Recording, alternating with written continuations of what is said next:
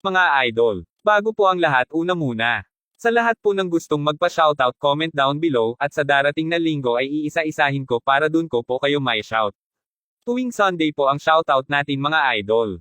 At kapag umabot na po tayo ng 2,000 subscriber ay magpapa-raffle po tayo ng 10 na mananalo ng tag 100 na load. Ang mechanics paano makasali sa raffle ay laging mag-like, share, and comment na Gerald Crawford with reaction. Maraming salamat po. Isa pala akong rich kid. By 2 ears is body. Maraming salamat sa pagtangkilik. Huwag kalimutang mag-comment, like, and share. At kung hindi ka pa nakasubscribe sa aking channel, maanong pindutin ang subscribe button at pakihit na din ang notification bell para maging updated ka sa aking mga videos. The Secretly Rich Man. Kabanata 841.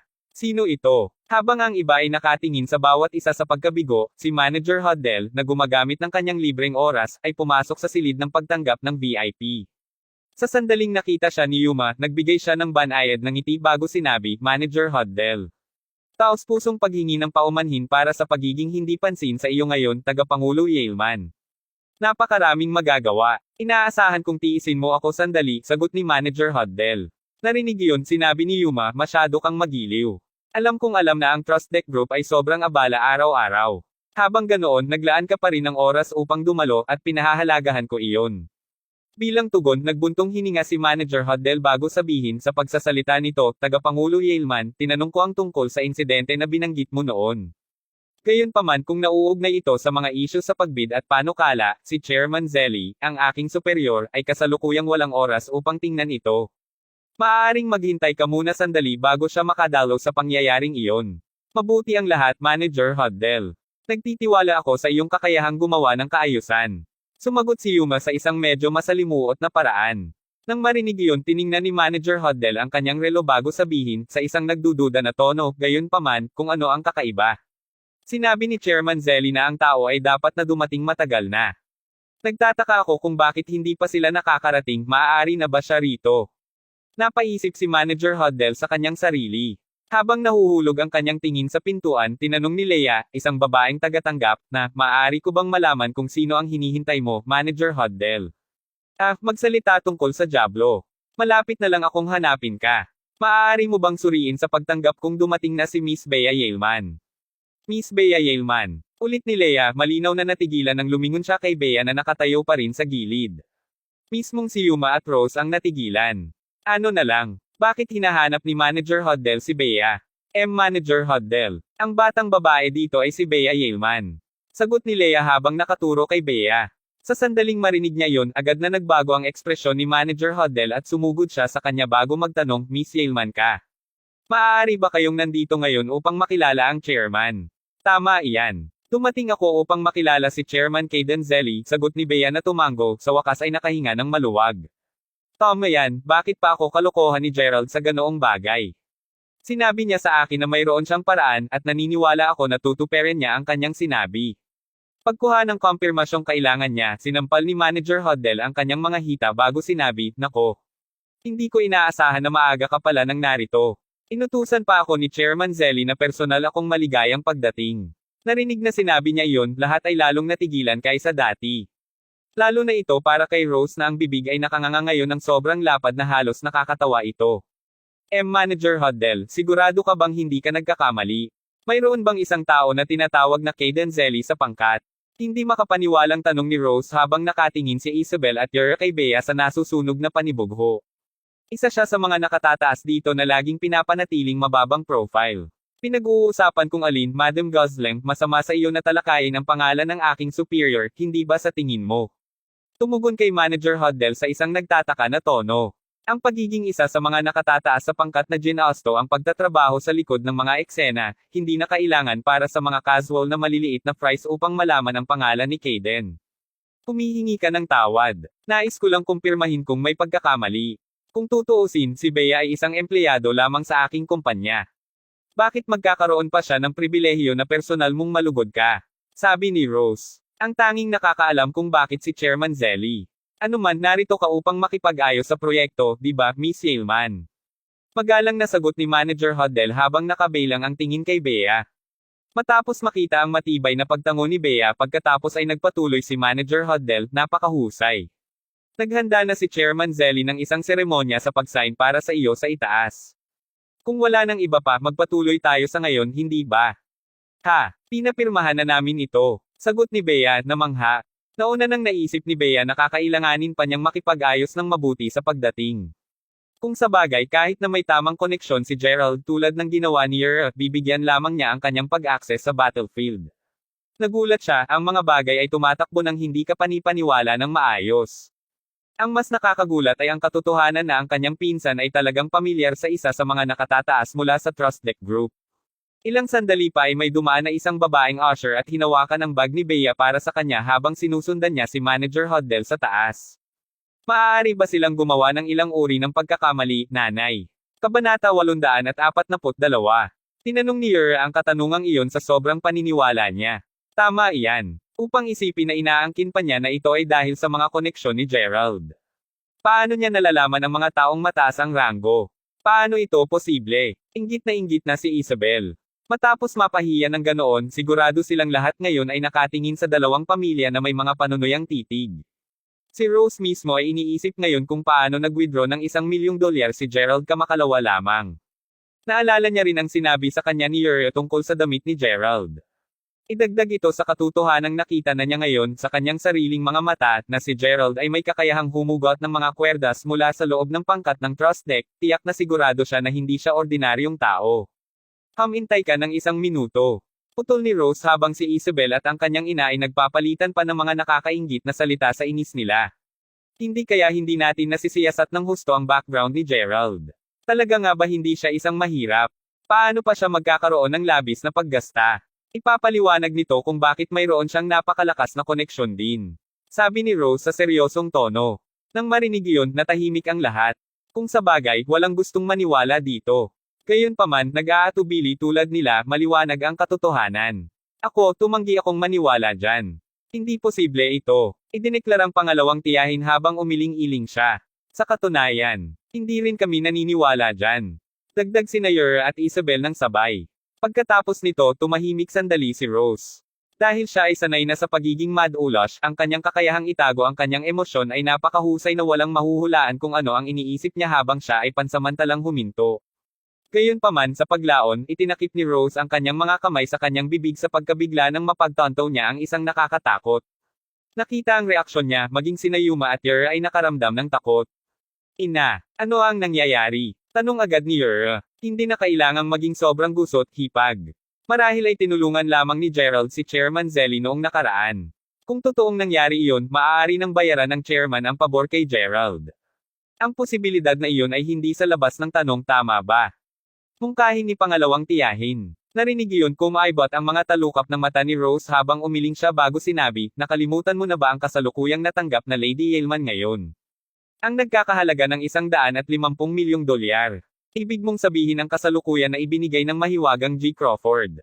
Sa sandaling nabanggit ang pangalang iyon, pansamantalang nilamon muli ng silid ang silid. Tama, si G. Crawford ay tiyak na mula sa pamilya Crawford at si Gerald ay may apelyido din. Pwede. Maaaring si Gerald talaga ang Mr. Crawford. Kung gayon ang lahat ay mas may katuturan ngayon. Ang haka-haka lamang ay nagpapadala ng panginginig sa gulugod ni Rose. Habang walang agarang tugon mula sa sinuman, lahat ay may hindi kasiyasang ekspresyon sa kanilang mga mukha. Iyon ay imposible. Sigaw ni Second Tita. Sa ngayon, pigilan natin ang paggawa ng anumang ligaw na hulaan, Tita. Instead, hintayin na lang natin si Bea. Siya para sa isa, tiyak na maraming nalalaman tungkol sa kanya kaysa sa alinman sa atin dito. Bukod kung nabigo siyang makuha ang mga proyekto, magiging malinaw ang lahat.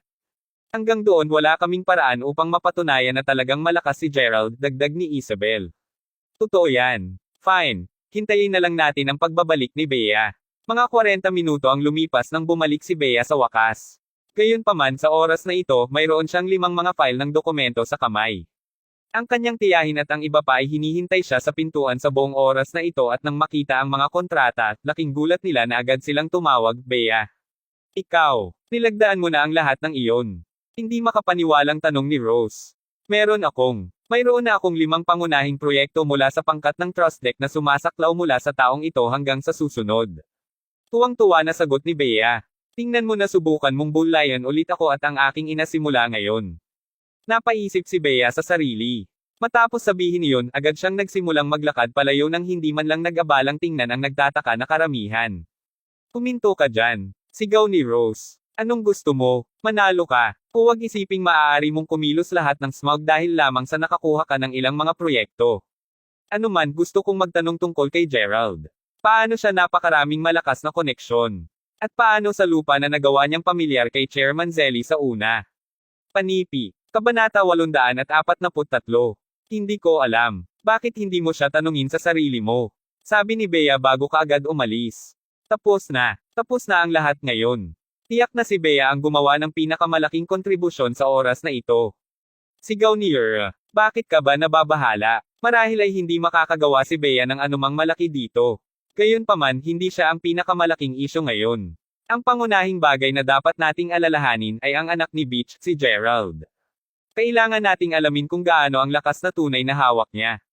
Idineklara ni Rose. Ang pangalawa ay sinabi niya iyon, lahat ng may kaugnayan ay nakatanggap ng isang mensahe sa panggrupong chat ng pamilya. Ang tagapag-alaga ng pamilya ay naglabas lamang ng isang pagpupulong ng pamilya, at sila ay magtitipon sa silid ng komperensya ng pamilya Yaleman sa loob ng 1 oras. Kita mo yan. Mabilis na humingi ng credit si Bea. Ang pagpupulong ay tiyak na nauugnay sa mga proyekto sa oras na ito. Pasigaw na sabi ni Second Tita. Tumapos si Rose sa kanyang mga braso at ngumiti ng malamig bago sinabi, umuwi na tayo sa ngayon. Tuldok-tuldok. Nais kong makita kung anong uri ng gulo ang ginawang pagtatapos ng batang babae. Sa oras na ang oras ay tapos na, ang lahat sa pamilya ay nasa silid ng komperensya ng pamilya Yaleman. Kung sa bagay, ang mga pagpupulong na inayos ni Lady Yaleman ay sapilitan na dumalo. Mismong si Lady Yaleman ay nasa pangunahing upuan na, at tila nagniningning siya sa kagalakan.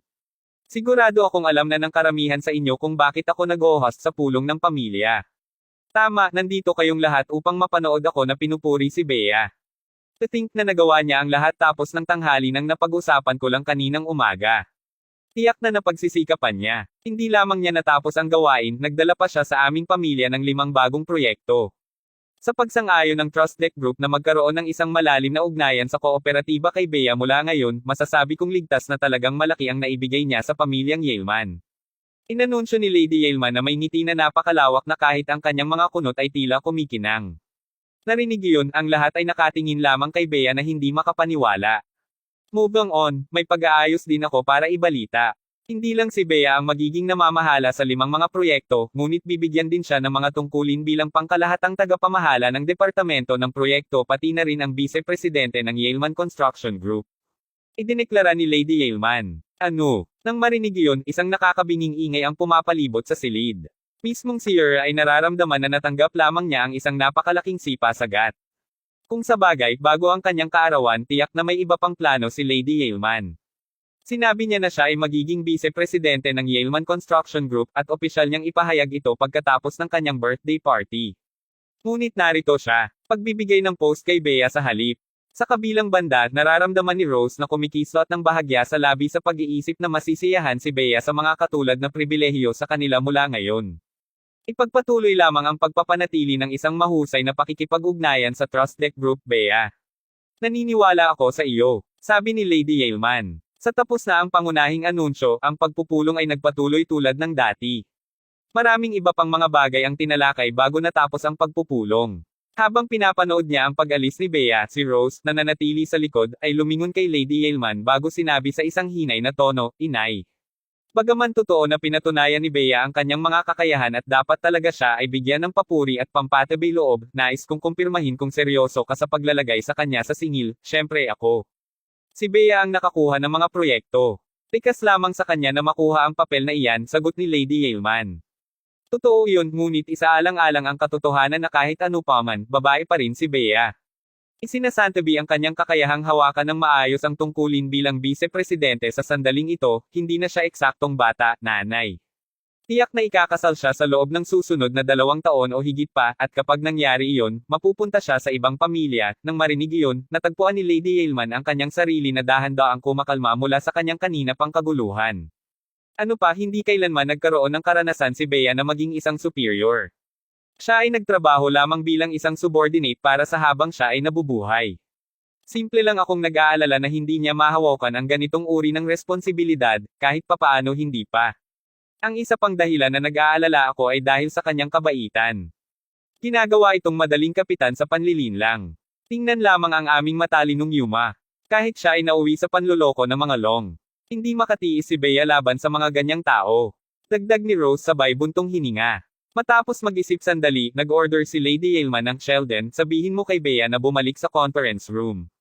Kaagad, Chairman. Narinig yun, nagpalitan ng tingin si Rose at Yura sa isa't isa, mga smug na ngisi sa kanilang mga mukha. Pagdating ni Bea sa bahay pagkalipas ng ilang oras, galit na sigaw niya, nakakainis nga. Sa oras na iyon, pinuputulan ni Gerald ang mga bulaklak sa balkonahe. Narinig kung gaano siya naiinis, tinanong niya, ano ang nangyayari, Bea? Si Rose. Isang tunay na masamang babae siya. Alam mo, inihayag na ni Lola na ilalagay ako bilang namumuno sa mga proyekto. Handa na ako sa wakas magkaroon ng isang pagkakataon upang sanayin ang aking sarili. Hindi ko alam kung ano ang sinabi sa kanya ni Rose, ngunit ang Lola ay nauwi sa pagbabago ng kanyang isip sa huling segundo. Ngayon kapwa kami ni Yura ang naatasan. Matapos akong tretuhin ng ganoon ang aking ina, anong karapatan niya na maging bahagi ng anuman sa mga ito? Kabanata 844. Tama ang galit ng tono niya habang sinasabi ang lahat ng iyon.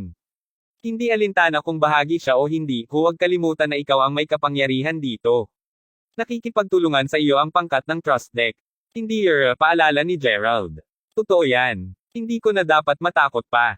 Sa pagsasalita nito, pinsan, nakikita kong naghanda ka ng isang kahon ng regalo doon. Para kanino? Tanong ni Bea habang nakaupo sa isang sofa habang nakatingin sa kanya. Narinig ang tanong niya, pinunasan ng malinis ni Gerald ang kanyang mga kamay at kinuha ang kahon ng regalo bago sinabing, nagpaplano akong bisitahin si Lola kapag natapos na ang inyong pagpupulong. Naunang nais ni Gerald na makipagtagpo sa kanya ng mas maaga ngunit nang nalaman niya na ang mga Yelmans ay nagkakaroon ng pagpupulong ng pamilya, ipinagpaliban niya ang kanyang plano.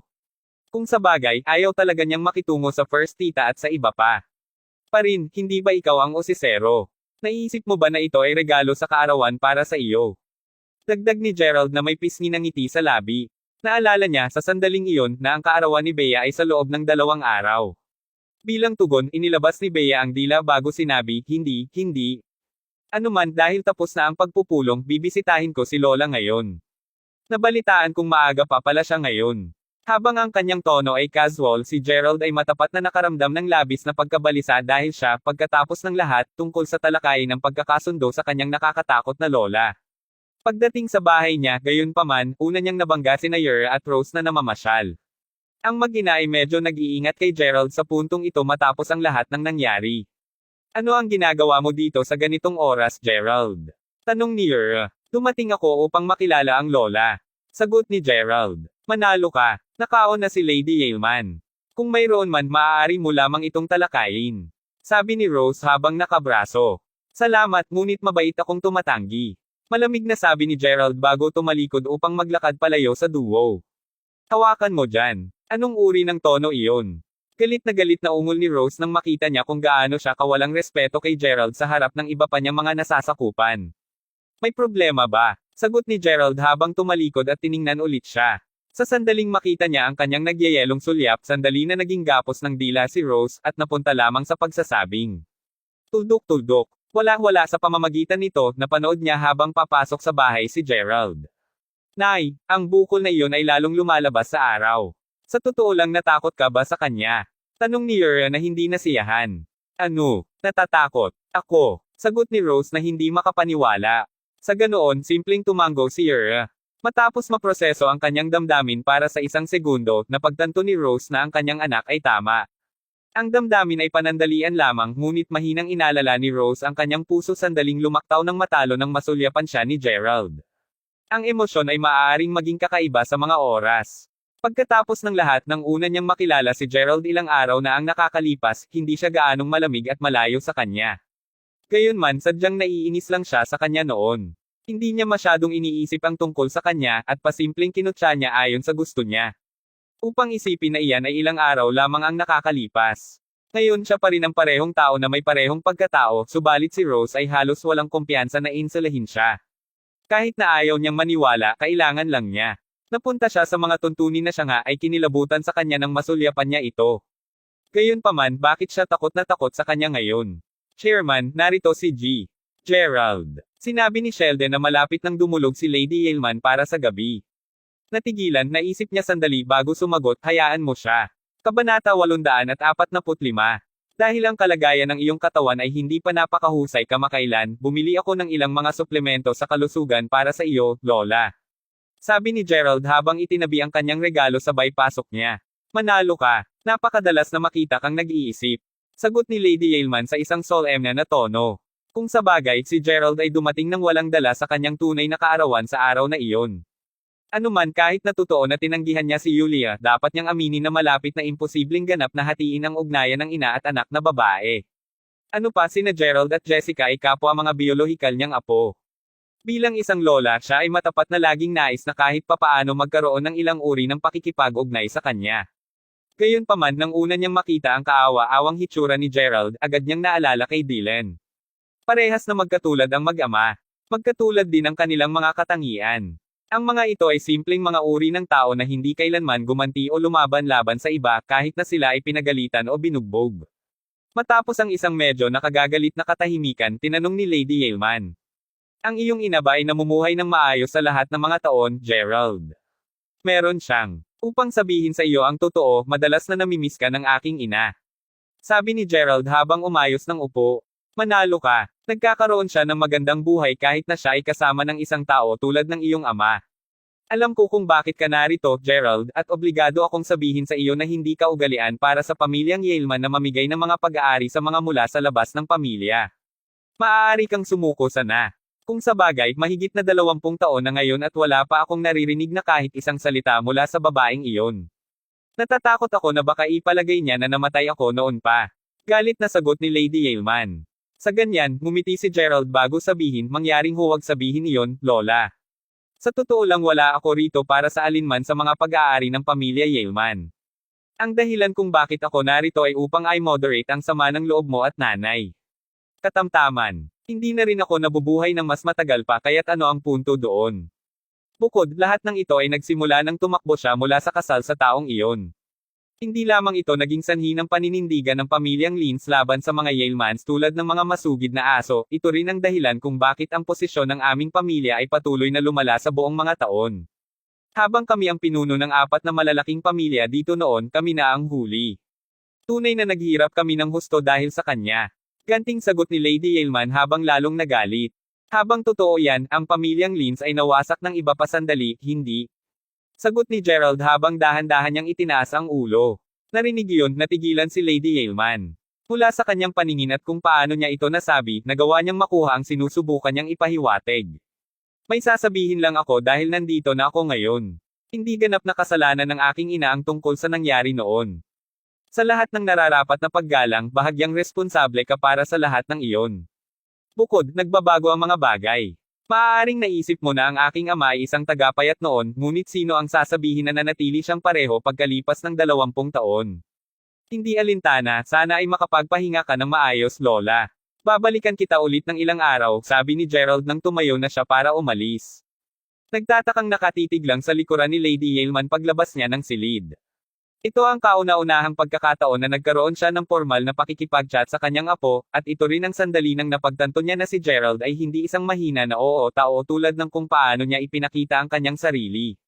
Tila ipinahiwatig din ni Gerald ang isang bagay na medyo paandaran sa kanya sa kanilang maikling pag-uusap. Matapos makita si Gerald, sinimulan ng mayordoma ang Reg Along iniwan ni Gerald sa kabilang silid. Karaniwan, itatala ng mayordoma ang lahat mula sa pagkakakilanlan ng taong nagbigay ng regalo, hanggang sa nilalaman ng regalo mismo, sa pagtanggap ni Lady Yeilman ng isang regalo. Gayunpaman, natigilan siya nang makita niya ang nilalaman ng kahon ng regalo na ilang sandali niyang nakalimutan na gawin iyon. Sa halip, nagsimula siyang kumatok sa pinto ni Lady Yeilman bago balisa sabihing si Chairman. Tingnan ang Reg Along ibinigay sa iyo ni G. Gerald Crawford. Nang payagan siyang pumasok, agad na nanlaki ang mga mata ni Lady Yeilman sa pagkabigla habang tinitignan ang regalo sa mga kamay ng mayordoma. Iyon ay, kung hindi ako nagkakamali, ito ay tila ang Sorcery Involucrate na nabid ni Chairman Thompson mula sa Yanken. Sinasabing ang 1,000 taong gulang na ginseng na ito ay may kakayahang kontrahin ang lahat ng mga sakit at nangangako din ng mahabang buhay. Panipi. Kabanata 846. Sao. Sorcerer Involucrata. Sumagot si Lady Yaleman, nanginginig ang kanyang tinig habang nagpapatuloy sa pagtitig sa regalo sa pagkalito. Paano marahil nakuha ni Gerald ang kanyang mga kamay sa napakamahal at napakahalagang bagay? Mismo ang mayordoma ay simpleng ibinaba ang kanyang ulo. Matapos mag-isip ng maikling sandali, sinabi niya, mayroong isang bagay sa aking isipan, kahit na hindi ako sigurado kung sasabihin ko ito, tagapangulo. Ipagpatuloy mo. Sa napagmasdan ko, si G. Crawford ay tila hindi isang ordinaryong tao. Sa halip, tila pinalalabas niya ang ugali ng isang taong may maharlika. Mayroon lamang isang bagay tungkol sa paraan ng pag-uusap niya. Tuldok-tuldok. Maaaring mukhang malayo ito, ngunit naisaalang-alang mo na marahil, si G. Crawford ay maaaring maging misteryoso. Panipi-panipi tuldok-tuldok-tuldok. Iminumungkahi mo ba na si Gerald ay ang pamilya Crawford na si G. Crawford? Sumagot si Lady Yaleman, labis na nagulat nang marinig kahit na iminungkahi iyon ni Sheldon. Bilang tugon, simpleng itinuro ni Sheldon muli ang sorcery. Na nag-iisa, nagpalaktaw ng puso ni Lady Yaleman. Paano ito magiging posible? Nakita mo ang hitsura ni Dylan sa taong iyon din, tama. Walang simpleng paraan. Hindi makapaniwalang sabi ni Lady Yaleman. Tagapangulo, sa lahat ng nararapat na paggalang, ang pamilya Yaleman ay hindi naging madali nito sa nakaraang ilang taon. Tuldok-tuldok. Ang problema ay hindi limitado sa aming mabagal na pagtanggirin na negosyo. Ang panloob ng mga away sa loob ng pamilya ay lumala rin sa paglipas ng panahon, dahil ilang mga partido sa pamilya ang matapos ang mas malaking pamamahagi ng kuryente sa oras na wala ka na sa larawan. Maaari ba kong ipaalala sa iyo na si Guillaume Yaleman ay nagdulot din ng maraming problema sa pamilya sa buong mga taon? Kahit na sa lahat ng mga nangyayari, hindi ba kakaiba na ang negosyo ng pamilya Yaleman ay hindi gumuho? Ilang taon na ang nakalilipas ng una kung mapagtanto na ang isang tao ay dapat na tumutulong sa lihim ng pamilya. Kung tutuusin, ang anumang mga peligro na kinakaharap natin ay mabilis na hinarap at kung makitungo man tayo sa alinman, kadalasan ay maliliit na insidente iyon. Ano pa, tandaan kung ano ang nangyari sa mga Lins. Sila ang aming pinakadakilang kaaway at napakalakas din nila noon. Gayunpaman, sa isang solong gabi lamang, ang kanilang buong pamilya ay nalugi. Hindi lamang iyon, ang pamilyang Lins ay natanggal ng buong mapa. Ano nga ba ang eksaktong nangyari noong gabing iyon? Ito ay nananatiling isang misteryo hanggang ngayon din. Napakaraming sasabihin ni Sheldon mula nang dati niyang iningatan ang lahat ng ito sa kanyang sarili. Kung sa bagay, natatakot siyang magalit si Lady Yaleman kung sinabi niya ang lahat ng ito. Buti na lang, nakasimangot lamang si Lady Yaleman ngayon. Habang iniisip niya ang tungkol sa Reg Along na dala ni G. Crawford, kalaunan ay napasinghap siya nang ang kanyang ekspresyon ay naging madilim. Hindi alintana kung ano ang katotohanan, ang kasalukuyan mismo ay nagkakahalaga pa rin ng kahit $150 milyong. Kinabukasan ng tiningnan ni Gerald si Bea bago nagtanong, bukas ang birthday mo, di ba? Paano mo binabalak na ipagdiwang ito? Hindi ko talaga ipinagdiriwang ang aking kaarawan sa lahat ng mga taon, sagot ni Bea. Sa gayon mababago ito ngayong taon. Pagkatapos ng lahat, narito ako upang ipagdiwang ito kasama mo. Nakangiting sabi ni Gerald. Naantig sa kanyang mga salita, simpleng tumango si Bea. Sa paraan ng pag-iikot niya, gayunpaman, malinaw na mayroon siyang ibang maidaragdag. Sa kabila nito, bago umalis ang tanong sa kanyang bibig, pinigilan niya ang sarili. Tiyak na maghihintay ang tanong. Gayunpaman, nahuli na ni Gerald. Ano? Nais mo bang malaman kung paano ko kilala ang mga tao mula sa Trust Deck Group? Nakangiting sabi ni Gerald. Narinig iyon, umiling si Bea bago sinabi, hindi iyon. Tuldok-tuldok. Sa halip, nilalayon kong magtanong sa iba pa. Dahil nagtapos ka na para sa ilang oras, iniisip ko kung mayroon ako, alam mo, isang hinaharap na hipag. Napakahusay mo na, ngunit hindi pa kita nakita na tumatawag sa sinumang maaaring maging kasintahan. Tuldok-tuldok. Habang nasa amin ito, sa palagay ko ay isang magandang batang babae si Gian na napakahusay din ng ugali. Tiyak na mukhang mas maalaga si Bea kaysa sa hitsura niya. Ang mga labi ni Gerald ay dahan-daang naging isang mapait na ngiti habang sumagot siya, hindi ako sigurado kung saan ako magsisimula, ngunit Bea, hayaan mo akong may itanong sa iyo. Maput mo ba ang isang taong nabigo na tuparin ang kanilang mga pangako? Hypothetically, kung ang iyong kasintahan ay nabigo upang mapunta sa isang lugar kung saan pareho kayong nangako na magkikita, ano ang mararamdaman mo? Kaya, tiyak na kapwa ako nabibigo at nalulungkot din. Gaano man katindi at malayo ang isang babae, siguradong pinahahalagahan nila ang mga petsa ng marami. Pagkatapos ng lahat, kailangan ng mahabang panahon para lamang maghanda sila para sa mga petsa. Ang paglabag sa gayong pangako ay walang alinlangan na magiging isang pangunahing pagkabigo. Though, bakit mo tinatanong yan? Sinira mo na ba ang pangako, pinsan? Kabanata 847. Matapos itong pag-isipan ng matagal, natapos ni Gerald na marahang tapikin ang ulo ni Bea at sinabi, sasabihin ko sa iyo ang tungkol dito sa hinaharap. Ano man, bukas ang iyong kaarawan. Maghahanda ako ng kaunting bagay para sa iyo, kaya asahan na mag-ulat ka kapag natanggap mo ang iyong regalo. Ha? Ano ang regalo? Tanong ni Bea habang nilalaro ang dila nito ng mapaglarong. Hindi nakakagulat kung sinabi ko sa iyo ang sagot ngayon, hindi ba? Hintayin mo na lang bukas, sagot ni Gerald na may mahinang ngiti bago bumalik sa kanyang silid. Kahit na nakangiti siya nang umalis, maramdaman ni Bea kung gaano talaga siya kataong si Gerald. Hindi ito ang unang pagkakataon na napansin din niya ito. Habang ang kanyang pinsan ay palaging nag-uugali tulad ng isang maasikaso na kuya, siya ay maaaring sabihin na palagi siyang may isang bagay na may bigat sa kanyang isip. Parang hindi talaga siya naging masaya. Pinaghihinalaan ni Bea na may kinalaman ito sa nangyari sa pagitan niya at ng kanyang posibleng hipag. Gayunpaman, dahil tumanggi siyang pag-usapan ang tungkol sa kanya, hindi nagpatuloy si Bea sa pagprying bilang respeto. Bilang kanyang pinsan, natural na nadama ni Bea ang pagnanasa na tulungan siya, at alam niya na ang pinakamadali, at marahil ay ang tanging paraan para sa kanya upang tumulong sa ganoong sitwasyon ay upang makagambala sa kanya sa labas ng kanyang pagkadilim. Ang problema ay wala talagang maraming mga tao si Gerald na maaari niyang makasama sa Yanken o hindi bababa sa iyon ang ipinapalagay niya. Habang nagsisimulang pugiling ang mga gears sa ulo ni Bea, lumipas ang oras at dumating ang araw ng kanyang kaarawan. Habang una niyang binalak na magpareserba sa isang restaurant kaninang madaling araw, nakatanggap siya ng isang abiso mula sa kanyang pamilya bago pa siya makatawag. Maliwanag na ang kanyang pamilya ay nag-oorganisa ng isang pagdiriwang upang ipagdiwang ang pagpapatupad ng mga proyekto. Ang lahat ng mga nakatataas sa pamilya ay inanyayahan na dumalo.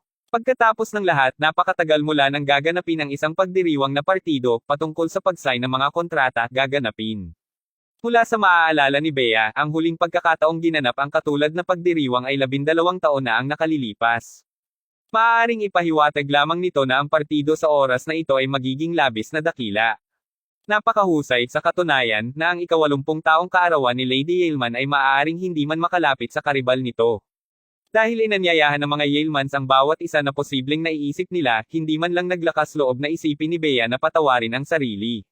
Kaya kapwa siya at si Catherine ay mabilis na umalis sa venue sa sandaling handa na sila. Bilang isa sa 2 pangunahing tao na namamahala sa mga proyekto, kina Bea na tumayo sa pintuan kasama si Yura upang batiin ang mga panauhin. Binabati kita para sa pagkuha ng lahat ng mga proyekto, G. Yaleman. Napakabata niya pero sobrang kayanan niya.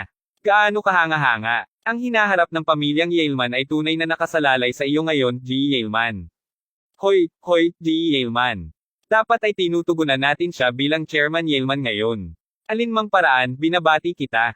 Sa oras na iyon, maraming kilalang panauhin ang abala sa pagpuri kay Yura. Kung sa bagay, narinig nila na ang pamilyang Yaleman ay pumirma ng mga kontrata para sa 5 pangunahing proyekto. Iyon ay isang agarang pag-sign na ang kanilang pamilya ay sumailalim sa isang matinding pag-upgrade. Tiyak na magkakaiba ang mga bagay ngayon. Habang nagpatuloy si Yura sa pagkuha ng papuri pagkatapos ng papuri, si Bea ay tahimik lamang habang nakatayo sa gilid. Kahit na siya ang pinakamalaking nag-ambag sa tagumpay na ito, siya ay ganap na hindi pinansin ng karamihan sa mga panauhin. Manalo ka. Habang pinamahalaan mong makuha ang lahat ng mga proyekto, huwag isiping makakakuha ka ng isang mataas na kamay dahil lamang doon. Sasabihin ko ito ngayon sa akin dito, magpakailanman ay magiging mas mababa ka sa akin. Sabi ni Yura habang ngumiti ng malamig kay Bea. Bagaman galit na galit siya sa kanyang puna, wala siyang sinabi. Speaking of which, Bea, birthday mo ngayon di ba? Ha, mukhang hindi mo magagawang ipagdiwang ito. Dagdag ni Yura na may isang ngisi sa labi habang pinandilatan siya ni Bea. Ilang sandali pa ang lumipas nang magpakita si Lady Yaleman na namumuno sa ilang tao mula sa kanilang pamilya. Nang makita niya ang ekspresyon ni Bea, gayunpaman, agad niyang sinabi, Bea, sana ay mapagtanto mo kung anong uri ng okasyon ang ipinagdiriwang natin ngayon. Tingnan mo ang iyong sarili. Napakalamig at nag-iisa. Tuldok-tuldok. Marami kaming kilalang mga bisita dito ngayon ngunit ang paraan ng pagpapakita mo sa iyong sarili ay magpaparamdam sa sino man na hindi siya ginustong. Hindi mapigilan ni Lady Yaleman na pag-alitan siya. Pagkatapos ng lahat, siya ay isang taong nagmamalasakit sa kapwa sa kanyang reputasyon at dignidad. Maaaring nakalimutan mo, Lola, ngunit kaarawan ngayon ni Bea ngayon. Siyempre hindi siya nasisiyahan dahil narito siya na tinatanggap ang mga panauhin sa halip na ipagdiwang ito. Paliwanag ni Yura. Oh, birthday mo ngayon. Ano ang tunay na sorry kaso? Nababigat ka na makitungo sa mga gawain sa pamilya kahit na ito ay iyong espesyal na araw, hindi ba? Sinabi ni Rose na wala sa asol habang sumali siya sa pag-uusap. Hindi ako. Tinanggihan kaagad ni Bea. Narinig ang sinabi ni Rose kumunot ang noo ni Lady Yeoman. Anuman, ikaw at si Yer ay nakatayo rito dahil pareho kayong namamahala sa mga proyekto. Gayunpaman tingnan kung paano niya ipinakita ang kanyang sarili pagkatapos ihambing ang iyong sarili sa kanya. Isipin ang iyong asal sa harap ng mga panauhin. Mukhang tama ang sinabi ng iyong tiyahin. Inaangkin niya na wala kang karanasan sa pagiging superior, at kahit na naisip ko na mabilis kang makakapag-adapt, nagkamali ako. Mukhang talagang hindi mo kakaya ng hawakan ang mga ganitong okasyon. Hindi mo na kailangang salubungin ang mga bisita. Tumungo lamang sa loob at tingnan kung may iba pa na nangangailangan ng tulong. Same time na sinabi ni Lady Yeoman. Kabanata 848. Habang inaakay niya ang iba pang mga miyembro ng pamilya, natawa si Yer bago malamig na ngumiti kay Bea. Panuurin ang iyong dila o magbabayad ka ng mabibigat na presyo para rito, Yer. Panasan ang smirk na iyon sa mukha mo. Ungol ni Bea nang tumalikod na siya para umalis. Sa sandaling lumingon siya, gayunpaman, nakita niya roon si Gerald. Nasa kanyang mga kamay ang isang maliit na cake na may 6 na pulgada ang taas. Pagkatapos lamang makita siya ay nabawi ang kanyang katahimikan. Huli ka, pinsan. Masayang sabi ni Bea. Basta kailangan kong mag-order ng cake na ito para sa iyong kaarawan.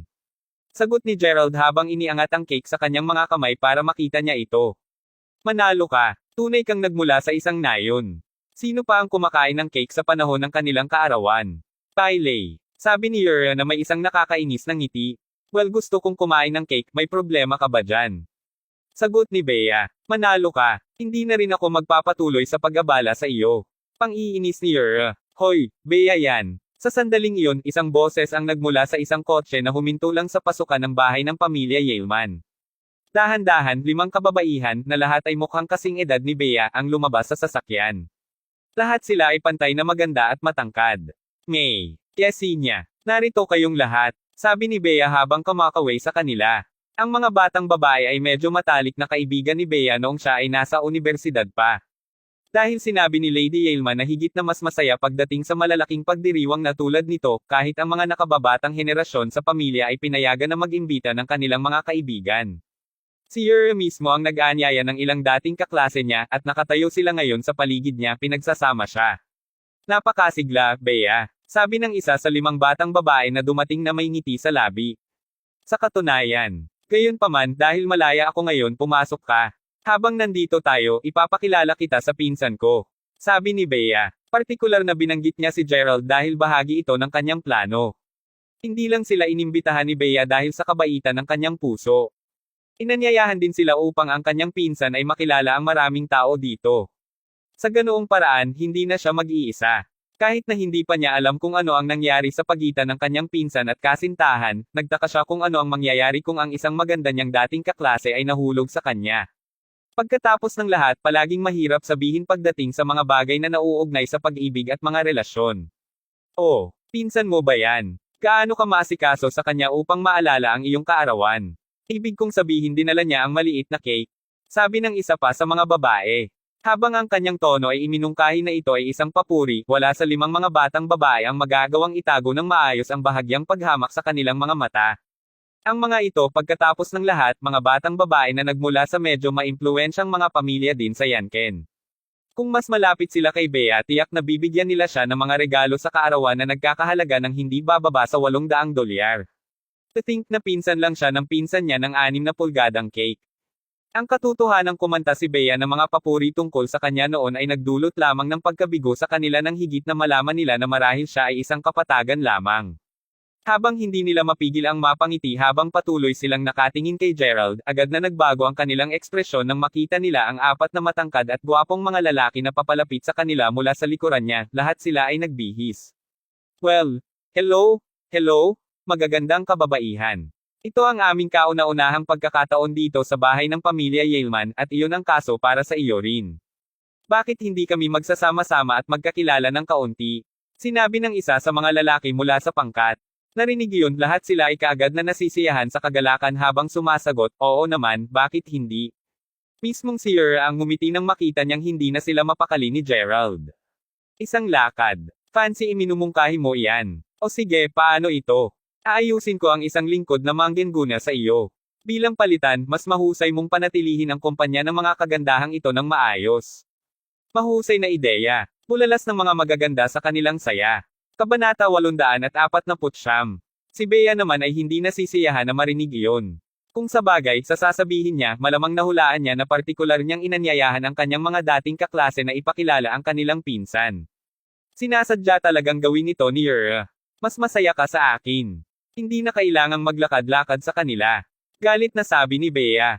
Nakikita kung gaano siya galit na galit, simpleng nagkatinginan ang mga kaklase niya bago nagpout habang papasok sa bahay kasama si Bea. Habang naglalakad sila sa likod ng bakuran, hindi mapigil ang mapabuntong hininga ni Gerald. Alam niya kung ano ang pinagkakaabalahan ni Bea. Habang naiintindihan niya na nais lamang niyang makuha siya ng isang kasintahan mula sa kabaitan, wala talaga siya sa mood na makilala ang higit pang mga babaeng kaibigan sa ngayon. Pagkatapos ng lahat, hindi siya naging estranghero sa pagkakaroon ng problema mula sa pagiging masyadong nakakabit sa kanyang mga kaibigan na babae. Si Alice ay isang halimbawa ng aklat na halimbawa. Dahil doon tinatrato lamang ni Gerald ang mga kagandahan mula sa pananaw ng isang nakatatandang kapatid. Gayunpaman, ang mga batang babae mismo ay hindi kahit na interesado na makipag-usap sa kanya. Kung sa bagay, wala sa kanila ang tumangala kay Gerald. Dahil dito, medyo mapurol ang kapaligiran. Maya-maya pa muling lumapit sa kanila ang barkada ni Yura bago sinabi, "Well hello there, mga dilag. Nagkita ulit tayo." Sa katunayan, napakagandang pagkakataon na nagkataon. Sagot ng mga batang babae na may mga ngiti sa kanilang mga mukha. Mukhang hindi maiiwasan ang pagkakakilala natin. Dahil kahit ang kapalaran mismo ang nagtutulak sa amin, bakit hindi gamitin ang pagkakataong ipagpalit ang aming impormasyon sa pakikipag-ugnay sa linya? Ipinapangako namin na dadalhin ka namin sa iba pang mga masasayang lugar sa hinaharap. Sabi ng isa sa mga dating kaklase ni Yura na may kaakit-akit ng ngiti sa labi. Habang sinasabi niya iyon, ang iba pang mga kaibigan ni Yura ay tumingin kay Gerald na may mga mapanirang mata. Kaya ikaw ang pinsan na naririnig natin. Tingnan lamang ang maliit na cake. Hindi rin maibabahagi ng mga kagandahan ito sa kanilang mga sarili. Bakit hindi ka nakakuha ng mas malaki? Kinutya pa ang ibang lalaki. Matapos sabihin iyon, nagpatuloy silang makipagpalitan ng impormasyon sa pakikipag-ugnay sa isa't isa. Napansin na si Bea ay ngayon ay nakatingin sa kanila na may poot, nagpasya silang huwag nang manatili doon. Nagpalit-palitan sila ng kindat sa mga dilag bago tuluyang umalis. Aba, hindi ko alam na pupunta ka. Kung hindi man tiyak na nakakuha ako ng mas malaki. Haha, sabi ni Gerald habang tawa ng tawa. Narinig iyon, simpleng lumibot ang kanilang mga mata sa mga dilag. Ni hindi nila maaabala ang pagtugon nito. Sabihin mo May, hindi ako sigurado kung napansin mo, ngunit hindi ba isa sa mga gwapong lalaki na iyon mula pa noong una Klaus Wayne mula sa Wayne Group? Oo, siguradong siya yun. At ang nakasuot ng baso ay si Lionel Zink, tama ba? Ang isa mula sa Dynamics Information Technology Corporation. Narinig ko na ang kumpanya ng kanyang pamilya ay malapit ng mailista.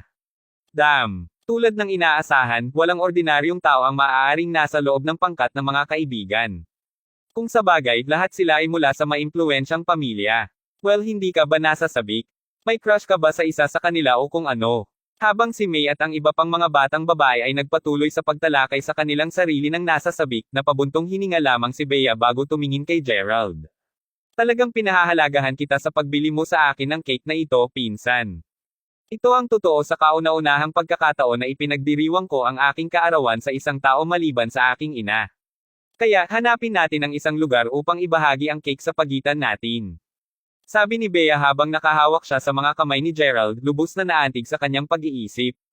Parang isang plano. Habang papunta silang dalawa upang tangkilikin ang cake, si Sheldon, ang mayordoma, mismo ay labis na abala.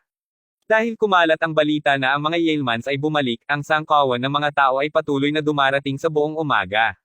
Ang kamanghamanghang eksena ay halos hindi maikumpara sa ika-80 taong pagdiriwang ng kaarawan ni Lady Yaleman na kung saan ay awkward na tahimik sa lahat ng oras.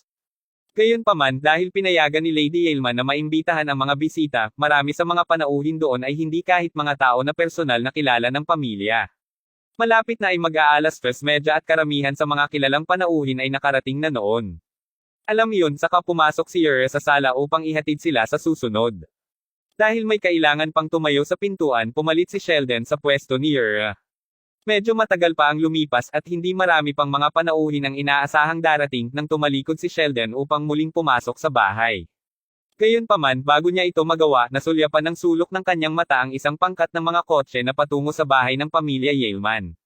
Namilipit ang kanyang mga mata at laking gulat niya nang makita niyang lahat ng mga kotse sa loob ng pangkat na iyon ay mga mamahaling kotse. Napakagilaw. Habang totoo na mayroon ng hindi bababa sa 100 mga mamahaling kotse ay naruroon dahil ang marami sa mga bisita ay, pagkatapos ng lahat, mayaman at kilalang tao tila ang kabuoang tag ng presyo ng mabilis na papalapit na koponan ng mga kotse ay madaling magbayad sa kabuoang halaga at gastos ng lahat ng mga kotseng nakapark doon. Kabanata 850. Ang katotohanan na ang gayong kilalang mga panauhin ay darating ay nagpadala ng panginginig sa gulugod ni Sheldon. Nang tuluyang huminto ang mga kotse bago si Sheldon, isang pamilya ng 4 na lumabas sa isa sa mga marangyang sasakyan. Binubuo sila ng isang may edad na mag-asawa, kanilang anak na lalaki, at kanilang anak na babae. Salamat sa pagdalo sa pagdiriwang ng pamilya Yaleman. Ang sarap kasama ka namin. Maaari kang maging Chairman Jagger. Sinabi ni Sheldon na manghanang dumating ang gayong kilalang tao. Ang kasiyahan na makilala ka rin. At oo, ako si Brody Jagger. Isang karangalan. Hindi ka lamang may isang nakamamanghang reputasyon, ngunit ikaw din ang pinakamayaman sa 4 na pinakamayamang tao sa Jacksonville. Labis na balisa si Sheldon ngayon. Paano hindi siya naging ang pinakamayamang tao mula sa Jacksonville ay nakatayo ngayon sa harap niya? Hindi niya napigilan ang mga kamay niya sa kilig. Dahil ang mga Yalemans ay hindi nagawang pangasiwaan si Chairman Jagger at ang kanyang mga tao bago ito, ang kanyang pagdating ngayon ay tiyak na isang kasiya siyang sorpresa. Bago pa makabangon si Sheldon mula sa kanyang pagkabigla, isa pang pangkat ng mga kotse ang nakita na papasok sa bahay ng pamilya Yaleman. Pagdating, isa pang nasa katanghaliang lalaki ang lumabas mula sa kotse kasama ang kanyang pamilya. Dumbstruck habang nakatingin siya sa lalaking mukhang nasa 50, huminga siya habang sinabi niya, "Chairman Yorbury, mabuting Diyos. Narito na rin si Chairman Yorbury mula sa Yanken. Hindi ako makapaniwala dito." Hindi nagtagal bago dumami ang mas maraming maimpluwensyang mga tao. Bilang karagdagan sa ilang mga tanyag na tao mula sa ibang mga lalawigan sa Hilagang Kanluran, may mga nagmula rin sa lalawigan ng Tacoma. Sa huli, isang kabuoang 20 labis na kilalang tao ang nagpakita ng kanilang hitsura at lahat sila ay nagdala ng kanilang mga pamilya. Kung hindi pa kinurot ng husto ni Sheldon ang kanyang hita, hindi siya maniniwala na alinman sa mga ito ang totoong nangyayari. Siya ay matapat na pakiramdam na medyo gone ang ulo ngayon na nasa presensya ng napakaraming magagaling na tao. Pagkalabas dito, agad siyang yumuko bago sinabi, "Sa ganitong paraan, mangyaring. Hindi mo kailangang mag-alala tungkol sa amin. Hindi kami nandito upang lumahok sa pagdiriwang ng pamilya Yaleman," sabi ni Brody habang pinapayapa ang kanyang bunsong anak na babae. "Ha? Pagkatapos bakit eksakto kayong lahat dito?" Tanong ni Sheldon sa isang nagdududa na tono. "Narito kami upang ipagdiwang ang kaarawan ni Miss Bea Yaleman, syempre. Maaari mo ba kaming dalhin sa kanya? Kaarawan ni Miss Bea." Sagot ni Sheldon, namangha. Mula kailan siya nakilala na maraming maimpluwensyang malalaking shot. Hindi naglakas loob si Sheldon na magtanong sa kanila tungkol dito kaya't yumuko siya ulit bago sinabi, "Si Miss Bea ay dapat nakasalukuyang nasa likod ng bahay. Hayaan mo akong akayin ka sa kanya." Nang ang pangkat ng malalaking pagshot ay pinalamutian si Bea ng kanilang presensya, siya ay naging pantay na natulala tulad ng natitirang mga dating kaklase. "Maligayang kaarawan, Miss Bea Yaleman. Ikinagagalak kong makilala ka," sinabi ng ilan sa mga kilalang panauhin na may mga ngiti sa kanilang mga mukha. Panipi tuldok-tuldok-tuldok. "Ha? Ito lang ang nasabi ni Bea sa natigilan niyang estado." Habang si May at ang iba pang mga batang babae ay natigilan din, hindi nagtagal ay kumalas sila rito. "Damn it, Bea. Ano ba ang nangyayari? Hindi ba yun ang Jagger na galing sa Jacksonville? At hindi ba ang mga taong iyon roon ay taga-Pangulo Yorbury at ang kanyang pamilya?" Laking gulat nila nang bigla ang pagbago ng mga pangyayari na ganap nilang nakalimutan ang lahat tungkol sa mga lalaki mula kanina. "Haha, narating namin ang lahat dito upang ipagdiwang ang iyong kaarawan kasama mo, Miss Yaleman. Hindi mo ba kami tatanggapin? Bakit hindi ka magsimula sa pamamagitan ng pagkuha sa amin ng ilang mga upuan?" Sabi ni Brody habang tumatawa ng masigla. Oo. Magsasagawa agad ako ng mga pag-aayos para sa mga pwesto, Chairman Jagger." Chairman Yorbury. Labis na nagulo si Bea at ang butil ng malamig na pawis ay dumadaloy sa noo niya. Kanina pa niya kinakain ang kanyang cake nang dumating sila kaya hindi niya alam kung saan magsisimulang mag-ayos. Kung maaari, ikaw ang aming pinakakilalang bisita dito ngayon. Paano ka namin maaaring pahintulutan na mag-enjoy sa likod ng bahay? Mangyaring payagan akong ihatid ka sa sala. Sabi ni Sheldon, nanginginig ang boses niya. Haha, medyo ayos lang. Kung sa bagay, mas maganda dito sa likod bahay. Kumuha lamang sa amin ng isang mesa at ilang mga upuan. Oh, at ilang alak at pinggan din, syempre. At ilang inumin para sa mga bata, magagawa iyan. Matapos sabihin iyon, inabot ni Brody ang isang napakamahal na mukhang jade bracelet kay Bea bago sabihin, narito ang regalo ko sa iyo, Miss Yaleman. Inaasahan kong bibigyan mo ako ng suporta at patnubay na kailangan ko pagdating sa negosyo simula ngayon. Sa sandaling makita ni Sheldon ang pulse heiress, siya ay labis na nasasabik. Gayunpaman, nagawa niyang mapanatili ang isang kalmado na harapan. Nang makita na nag-aatubili silang magtungo sa sala, agad niyang inutos ang mga lingkod na naruroon na ilipat ang isang malaking mesa at maraming upuan. Kung gusto nila ng isang piging dito, ibibigay niya sa kanila. Si Bea mismo ay sobrang kinakabahan na hindi niya alam ang gagawin. Nang makita niya iyon, pinakalma ni Sheldon ang kanyang sarili, napagtanto na lubhang kailangan niya ng tulong. Sa tabi niya, mabilis at maingat siyang nagsimulang tumulong sa kanya sa paglilingkod sa mga panauhin. Hindi kayang bayaran ng pamilya Yaleman ang sinuman mula sa loob ng pangkat na iyon. Kabanata 851. Salamat sa regalo, G. Shelver. Sinabi ni Bea na nakatanggap pa siya ng isa pang regalo mula sa isa pang malaking shot. Si May at ang iba pang mga batang babae ay sabay na natigilan at naiinggit kay Bea habang tinitingnan nila ang lahat ng mga Reg Along natatanggap. Maaaring ito ang iyong matalik na kaibigan, Miss Yaleman. Ang lahat sa kanila ay tulad kagandahan. Nakakahiya na wala kaming sapat na mga regalo upang mag-ikot. Maghintay ka ba sandali habang umorder ako sa isang tao na magpadala ng higit pang mga regalo. Isaalang-alang ang mga ito upang maging mga regalo sa kakilala. Sabi ni Ginang Jagger habang nakangiti. Ha, nakakakuha rin tayo ng mga regalo. Sagot ng mga batang babae na gulat. Pero syempre, haha, ayos lang. Salamat Chairman Jagger. Ginang Jagger. Sigaw ni May at ng kanyang mga kaibigan, hindi mapigilan ang kanilang pagkasabik at pasasalamat. Pagkatapos ng lahat, dahil ang lahat ng mga taong ito ay lubos na nakakaimpluwensya, ang anumang mga Reg Along ibinigay ay tiyak na magiging pambihira. Bilisan mo at ihatid sa mga pangulo ang kanilang inumin, Bea. Sigaw ni May at ng iba na nasasabik. Gagawin. Hindi na kailangan iyon, matutulungan natin ang ating sarili. Sinabi ni Chairman Jagger at ilang iba pa. Samantala, nakikipaglaro si Gerald sa isang maliit na batang babae na tila ilang taong gulang lamang. Halika, tawagan mo ako tito at bibigyan kita ng cake, sabi ni Gerald na may ngiti sa labi. Kumusta, tiyuhin? Sabi ng batang babae habang pumikit ang malalaking mata. Anong magandang babae? Sagot ni Gerald habang pinapakain siya ng isang kotsarang cake. Gusto rin namin, tiyuhin. Sigaw ng ilan pang mga bata na agad na tumakbo papunta sa kanya nang makita ang ibang batang babae na kumukuha ng cake. Siyempre kaya mo, sabi ni Gerald, kumikinang. Pauunan. Alam ko diba, ang mayayamang mga binibini at Panginoon ay nadala mula sa pagsilang. Paano niya napagpasyahan na pakainin sila ng isang bagay tulad nito? Napakahiya. Si May at ang iba pa ay nababagabag ng baluktot sa kanilang sarili habang tinitigan nila ng mariin si Gerald bago hilahin si Bea sa gilid. Bea, sabihin mo sa pinsan mo na umalis na. Sapat na kaming mapanatili ang malaking kumpanya ng mga shot. Sabi ni May na sobrang balisa na tinatapakan niya ang kanyang paa sa lupa. Bakit ko naman dapat? Bakit siya aalis? Sagot ni Bea, namumula ang ekspresyon nito. Ano ang ibig mong sabihin kung bakit? Hindi ka ba nahihiya na siya ay narito? Tama iyan. Kung magtatagal pa siya rito, tatawanan tayo. Ang iba pang mga kagandahan ngayon ay nag-gym din upang mailabas din si Gerald sa larawan. Tumanggi ako. Hindi siya makakaalis. Sa pagsasalita tungkol sa kanya, mayroong isang bagay na kailangan kong tanungin sa kanya tungkol sa, matapos sabihin niyon, lumakad si Bea papunta kay Gerald bago buang ulong, pinsan. Bakit eksaktong dumating ang malaking pagbaril na ito upang ipagdiwang ang aking kaarawan ngayon? Alam na alam niya na ang tanging taong may kakayahang gawin ang lahat ng ito ay si Gerald. Pagkatapos ng lahat, alam ni Gerald ang isang nakamamanghang dami ng mga tao.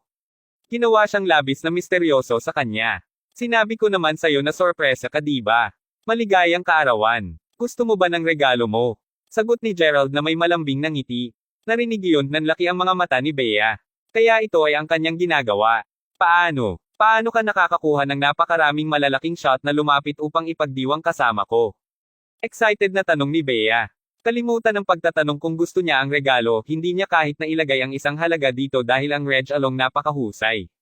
Papuntahin mo sila. Si Bea, nagmula sila sa sarili nilang mga pagkukusa.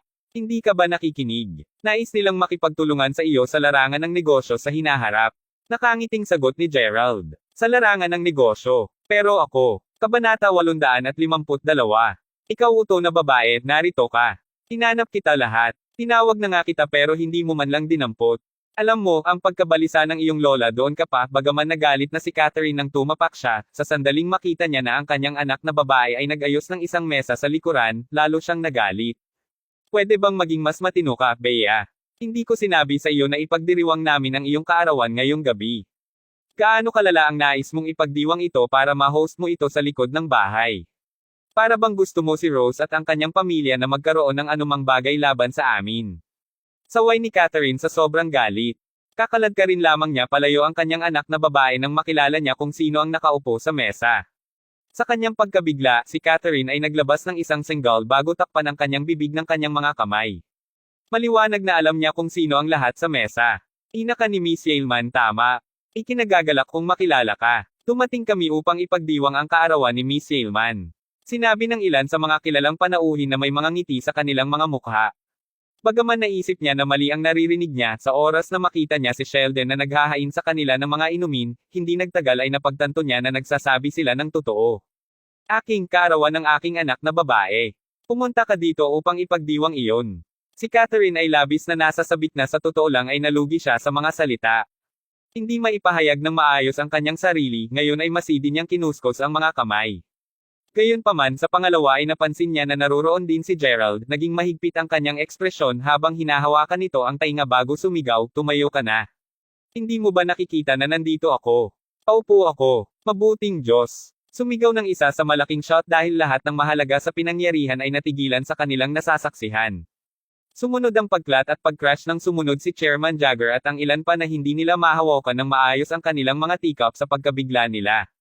Bumabalik sandali, ang lahat ng mga panauhin sa mesa ay tumayo ng magkasabay, ang kanilang mga mukha ay puno ng lubos na takot. Humihingi ako ng paumanhin sa pagkatakot sa inyong lahat. Di mangyaring umupo ka, sabi ni Catherine habang namumula sa kaba. Habang pinahid ni Gerald ang namamaganyang tainga, tumango siya kay Chairman Jagger at sa iba pa. Pagkatapos lamang gawin iyon ni Gerald, naglakas loob na bumalik ang iba pang mahahalagang tao. Si Bea naman ay agad na hinawakan ang manggas ng nanay bago may binulong sa tenga. Anong sinabi mo? Sinabi ni Catherine, isang ekspresyon ng lubos na pagkabigla sa kanyang mukha. Nang tuluyan na siyang makawala mula rito, agad niyang nilainggan si Gerald bago hinaila ang isang upuan papunta sa kanya. Di mangyaring magkaroon ng upuan, Gerald. Napabuntong hininga si Gerald sa kaumupo. Bumalik sa loob ng sala, si Yer, na pinanatili ang kumpanya ng kanyang lola sa buong oras na ito, ay nakatayo sa tabi ni Lady Yaleman habang ang ilang mga tao ay naghihintay sa pila upang maghain ng tsaa. Mismong si Lady Yaleman ay buong tuwa sa buong araw. Pagkatapos ng lahat, napakatagal mula nang maranasan ng pamilya Yaleman ang gayong kasiglahan at kaunlaran. Sa sandaling ang seremonya ng paghahatid ng tsaa ay natapos na, gayunpaman, ang mukha ni Lady Yaleman ay bahagyang namula.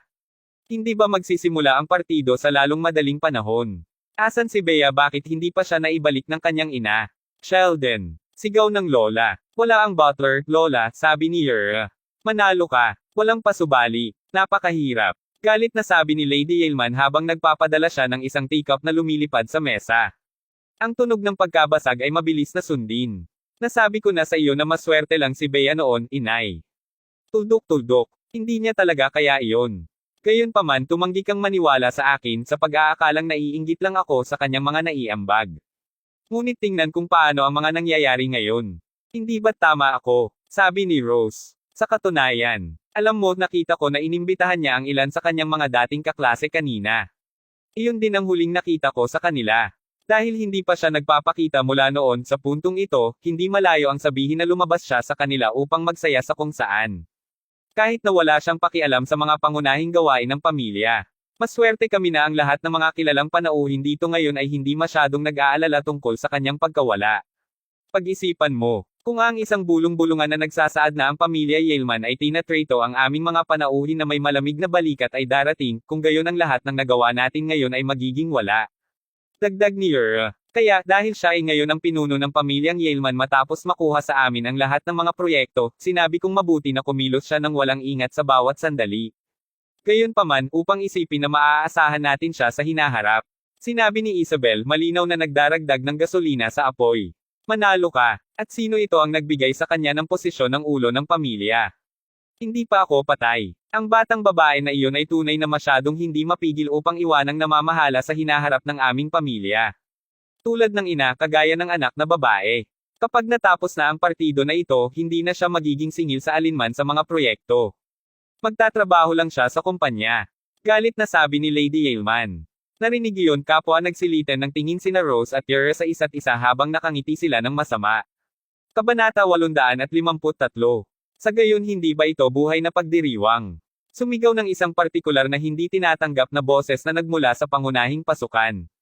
Paglingon ng lahat, isang pangkat ng mga tao na pinamumunuan ng isang mayaman, batang tagapagmana ay makikita na papasok sa bahay. Hindi ka maaaring makapasok dahil hindi ka naimbitahan. Sigaw ng isang lingkod na sinusubukan na harangan sila mula sa pagpapatuloy sa sandaling pumasok sila sa gusali. Wala na tayo. Ungol ng isa sa mga kalalakihan na pinamunuan ng tagapagmana habang itinatakwil nito ang alipin. Nang makita iyon, natahimik ang lahat. Panipi tuldok-tuldok-tuldok. Shane Long. Sabi ni Lady Yaleman nang tumayo ito na nakasimangot sa mukha. Isa-isa, ang iba pang mga Yalemans ay tumayo din, at lahat sila ay pantay na malamig na ekspresyon sa kanilang mukha habang nakatingin sila kay Shane. Si Shane ay ang panganay na batang master ng Long pamilya, at kahit na siya ay bata pa, siya ay kilala sa pagiging matalino. Alam na alam ng mga Yalemans na sa likod ng mabait na mukha na iyon nakahiga ang isang masamang pagkatao. Sa loob ng Long pamilya, si Shane mismo ay pangalawa lamang kay Master Long.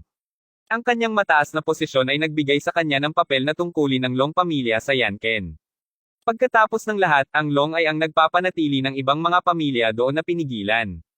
Bumalik lamang siya sa bansa mga 4 na taon na ang nakalilipas, ngunit iyon ang lahat ng oras na kailangan niya upang matulungan ang Long pamilya na makakuha ng hindi bababa sa 100 mga grupo at mga korporasyon, kapwa malaki at maliit, mula sa buong lugar. Ang kanyang tulong ay ang dahilan kung bakit makarating ang Longs kung nasaan sila ngayon.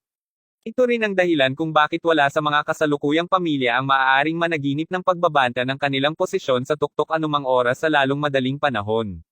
Manalo ka. Hindi mo ako masisisi sa pagiging medyo magaspang. Pagkatapos ng lahat, paano mo hindi maimbitahan ang Long pamilya sa isang masiglang pagdiriwang? Ito ang mahalagang gawa mo, Lady Yaleman. Sabi ni Shane na may isang nakatagong ngiti sa mukha habang namimilipit ng bahagya ang kanyang mga mata. Pero syempre hindi ka namin inimbitahan. Pagkatapos ng lahat, ang pamilyang Yaleman ay hindi gaanong maliit sa maimpluwensyang at makapangyarihang mga pangarap. Aba, hindi rin namin pinangarap na mag-imbita ng mga malalaking shot na tulad mo. Ano man, bakit ka nagpunta rito ngayon, Jilong? Kung natatandaan ko ng tama, ang aking anak na lalaki ay nagkaroon ng ilang mga pagtatalo sa iyo tungkol sa utang. Hindi pa ba nalutas ang mga isyong iyon? Sagot ni Lady Yaleman. Ngunit syempre nalutas ang isyong iyon.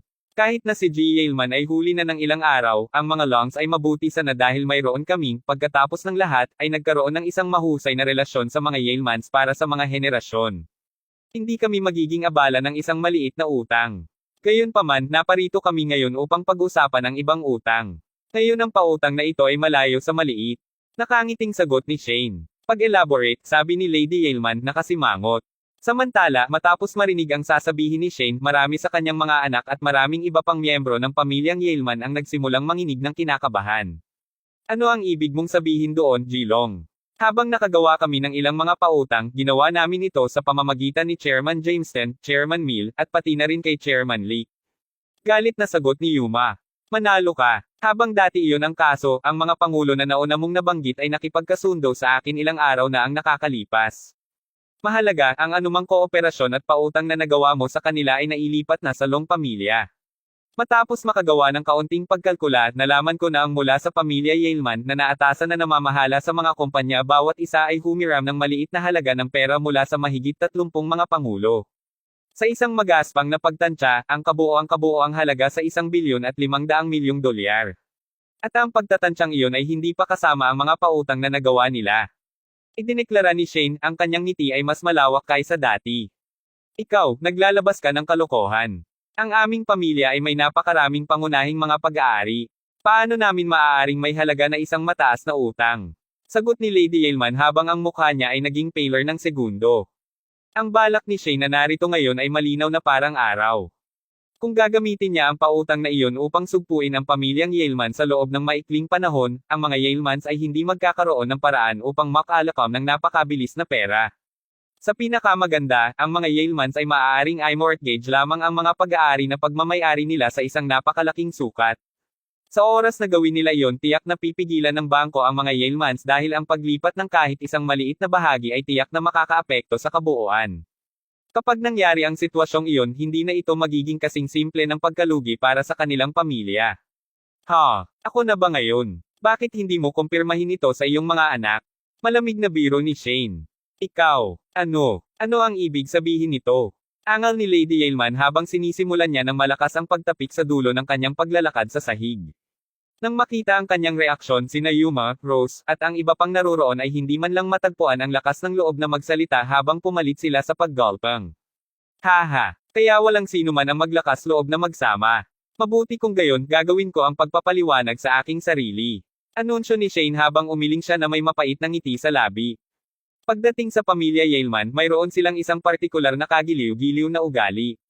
Ang mga bata sa loob ng iyong pamilya ay may hawak ng iba't ibang mga lakas. Sa narinig ko, ang bata na nagdadala ng pinakamaraming kita sa pamilya ay nakakakuha ng karapatan na manahin ang papel na ginagampanan ng pinuno ng pamilya Yeoman, hindi ba ako tama? Ngayon gumawa tayo ng kaunting pagkalkula, hindi ba? Mula sa iyong panganay na anak pasulong, wala sa iyong mga anak ang handang gumamit ng kanilang sariling pera upang gumawa ng kahit ano. Inaasahan kong alam mo na lahat sila ay gumamit ng pangalan ng pamilya Yeoman upang makuha ang kanilang mga pautang. Iwasto mo ako kung mali ako. Paliwanag ni Shane habang si Lady Yeoman ay namula sa galit. Kung iisipin, hindi nakapagtataka kung bakit sinabi ni Yuma ang lahat ng iyon sa kanyang birthday party. Upang maiisip na inangkin niya na agad niyang makikipag-ugnay sa mga naglalabas ng utang upang malutas ang isyu ng kapital na kadena. Bilang ito ay naging, lahat sila ay gumagamit ng parehong taktika sa lahat ng mga taon. Bakit hindi mo ipaalam sa amin na inilipat mo ang iyong mga karapatan sa long pamilya nang nangyari ito, Chairman Mill at Chairman Lee? Ungol ni Yuma na galit na ang mukha ay kasing pula ng kamatis. Kabanata 854.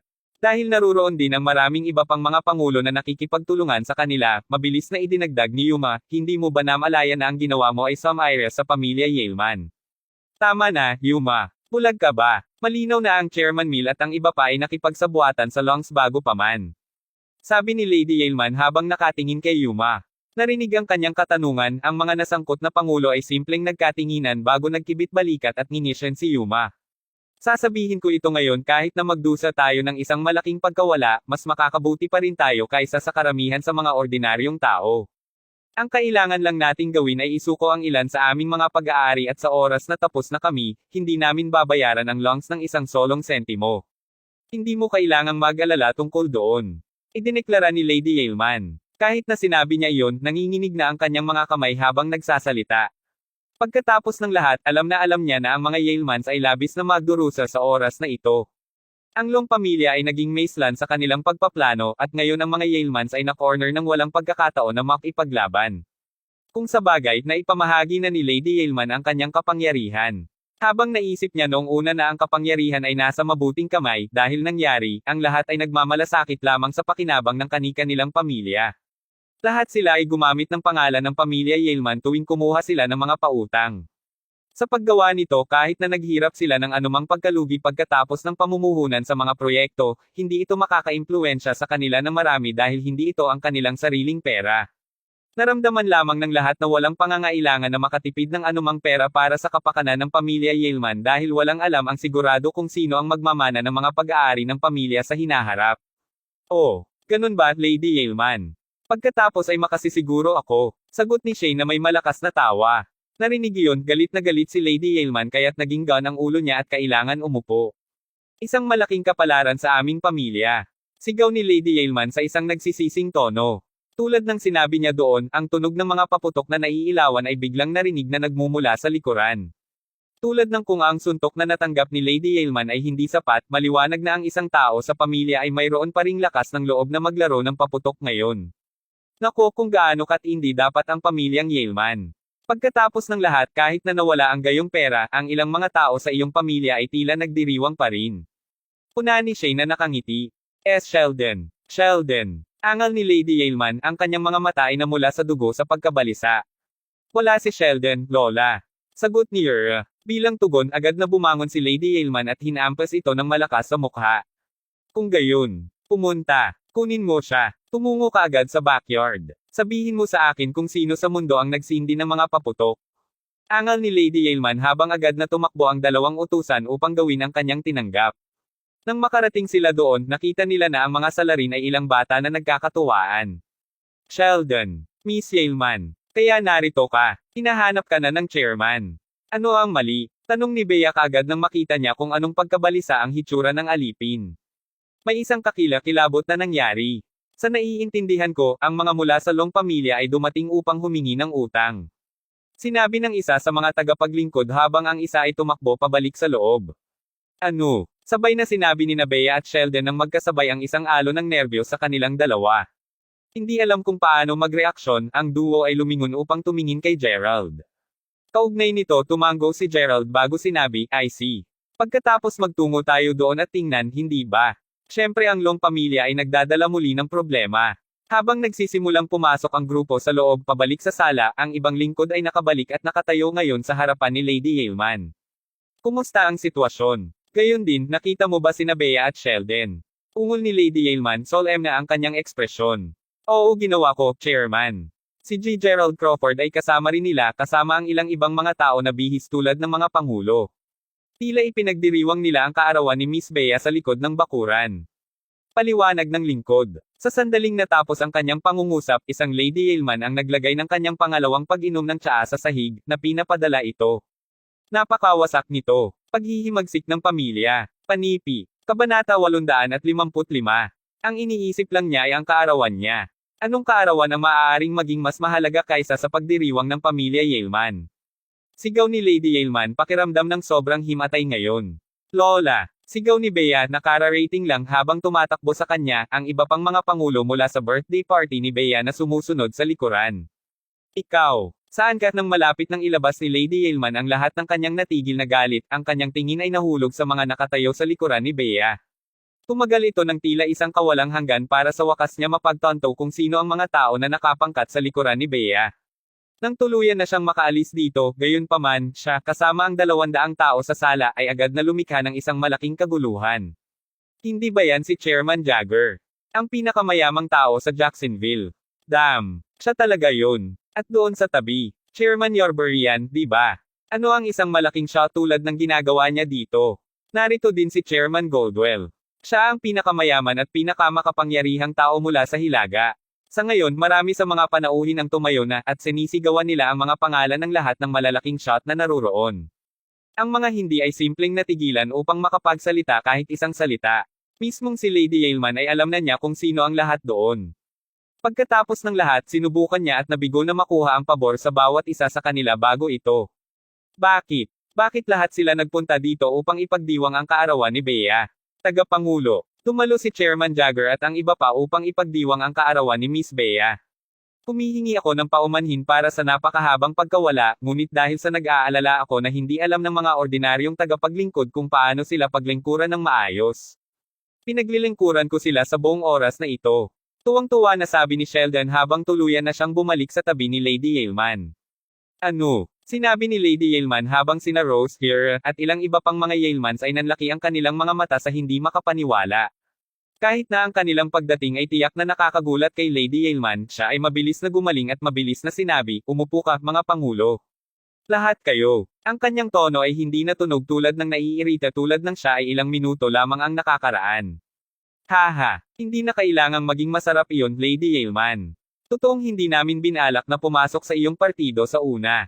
Gayunpaman, dahil pinangunahan kami ni Miss Yeilman, sa palagay ko hindi masasaktan ang maging bahagi ng mga kilalang panauhin dito. Inaasahan kong respetuhin tayo ng mga kasalukuyang bisita. Sabi ni Elijah, isa sa malaking shot na may mahinang ngiti sa labi. Ngunit syempre, sinabi ni Chairman Mill at marami pang iba nang tumayo kaagad sila at tumango. Nang makita iyon, maayos lamang ni Shane ang tingin sa kilalang mga panauhin na kagaya ng kanilang pagpapakita. Ang mga kakapasok lang ay kasing taas ng ranggo ng kanyang lolo. Sa madaling salita, siya ay isang maliit na prito lamang bago sila. Maligayang araw ngayon para sa pamilyang Yeilman, Shane. Kung wala nang iba, ano pa ang ginagawa mo dito? Malamig na tanong ni Bea. Huwag mo akong isipin, magbibigay lang ako ng toast kay G. Jagger at kay G. Yorbury. Sabi ni Shane na may mahinang ngiti sa labi. Paglalakad niya palapit sa kanila, gayunpaman, sinabi ni Brody, tama siya, alam mo. Kung wala nang iba, bakit hindi ka pa aalis? Narinig ang malamig na tono ni Brody kaagad na sinabi ni Shane sa isang mahirap na tono. Tuldok-tuldok. Ha, ako, nakikita ko. Aalis na ako ngayon. Naramdaman na kahit si Brody ay ayaw sa kanya sa paligid na puno siya ng malamig na pawis. Maingat niyang pinagplanuhan ang lahat. Ngunit hindi kailanman napunta sa kanya na ang pinakamalaking problema ay si Bea. Isang kumpletong walang tao sa pamilya. Anuman, hindi na siya naglakas loob na magtagal pa doon. Sa isang mabilis na kilos, tahimik na inutusan ni Shane ang kanyang mga nasasakupan na umalis kasama siya. Bea, ang galing mo ngayon. Upang isipin na iyon ang makapangyarihang Jilong. Sabi ni May habang nakahawak siya sa kanyang mga kaibigan. Dahil ayaw ng pinsan ko ang Longs, wala akong nakitang dahilan upang hindi ko din sila kamuhian. Sagot ni Bea, nakangiti. Ha, iyon ang dahilan kung bakit mo inutusan si Jilong na umalis. Sa pagsasalita tungkol sa kanya, ano ang lihim mong pinag-usapan kanina? Tanong ni May. Natagpuan niya at ng iba pang mga batang babae ngayon si Gerald na maging mas mahiwaga kaysa sa dapat niyang maging.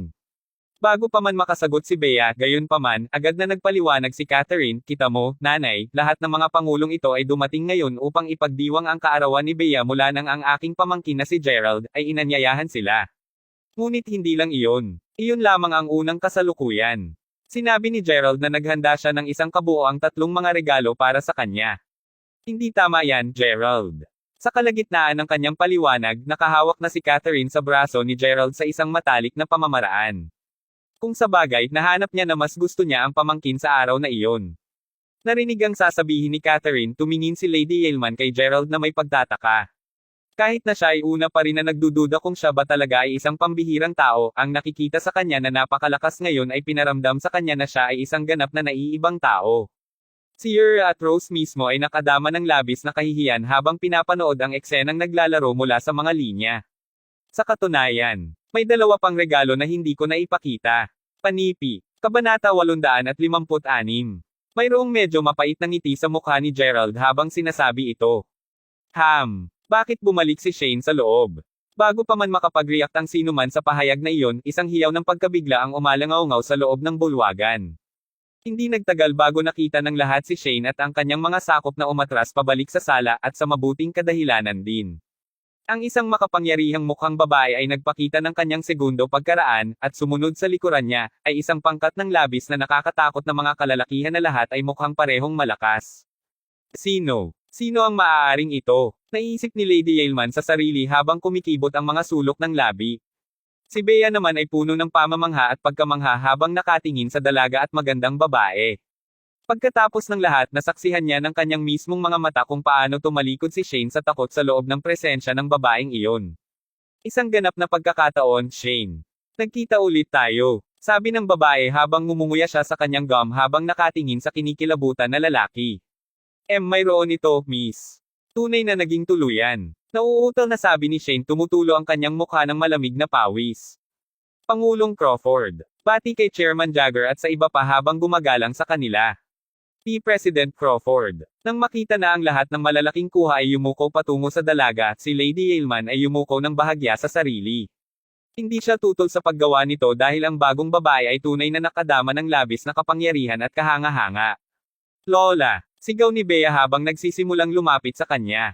Gayunpaman, inilabas ni Gerald ang isang braso, isang tanda para sa kanya na manatiling nakatayo sa kanyang tabi. Sino siya, pinsan? Kinakabahan na tanong ni Bea habang namumula ang kaibig-ibig nitong mukha. Nakangisi, sa kanya tinapik ang ulo nito bago tumingin sa babae at sinabing, ate, eto ang pinsan natin. Pumunta siya sa pangalang Bea. Ate, siya ang iba kong pinsan. Jessica. Sabi ni Bea habang tinatakpan ang bibig sa kaba. Kung tutuusin, hindi pa niya alam kung ano ang hitsura ng alinman sa kanyang mga pinsan sa pinakamahabang panahon. Ngayon, nakita na rin niya kung ano ang hitsura ni Jessica. Well, hello there, Bea. Napakaliit mong mahal. Sabi ni Jessica habang naglalakad papunta kay Bea at nakahawak sa mga kamay niya. Jessica, sinabi ni Lady Yaleman, ang kanyang mga mata ay bumukas ng malapad kaysa dati. Maaari ba talaga siyang maging apo ko? Habang ito ang aming unang pagkakikita ngayon, natatakot ako na ang aking regalo ay hindi espesyal. Bea, inaasahan kong ang aking mapagpakumbabang regalo ay ayon sa gusto mo, sabi ni Jessica. Nang matapos ang kanyang pangungusap, ang isa sa kanyang mga nasasakupan ay kaagad na lumakad patungo kay Bea at inilahad ang isang kahon. Sa sandaling binuksan ni Bea ang kahon, isang napakahalagang bagay ang isiniwalat, at ang pagbabago nito ay nagdulot ng labis na pagkamangha sa mga nakakita dito. Iyon. Iyon ang maalamat na Moonstone, hindi ba? Tandang padamdam. O aking Diyos! Sumigaw ng isang tao mula sa loob ng karamihan ng tao, hindi mapigilan ang kanilang pagtataka.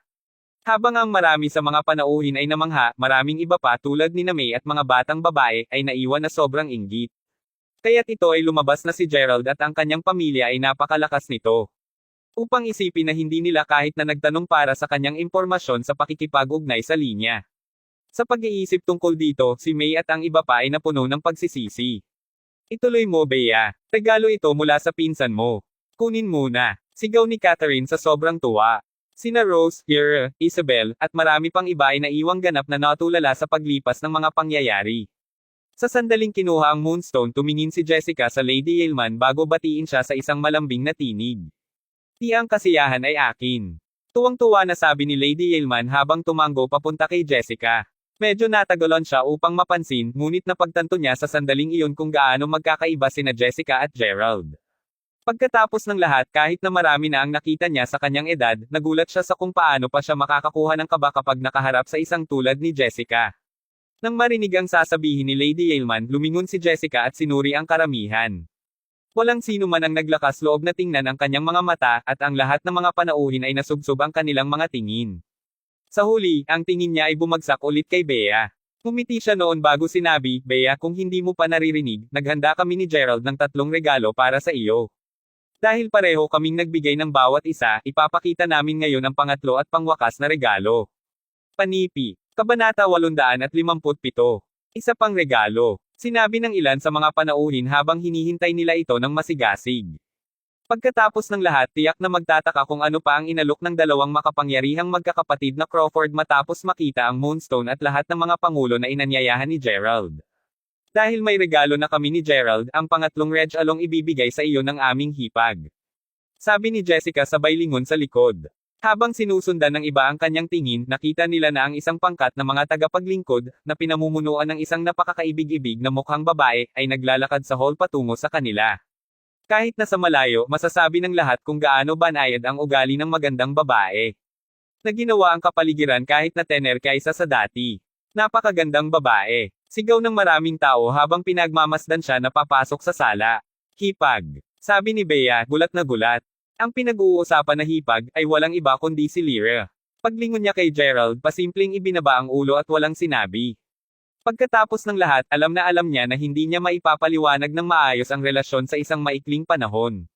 Isang kasiyahan na makilala ka, Lola, sabi ni Lyra habang nakatayo sa tabi ni Gerald habang yumuko ng bahagya patungo kay Lady Yeilman na may ngiti sa labi.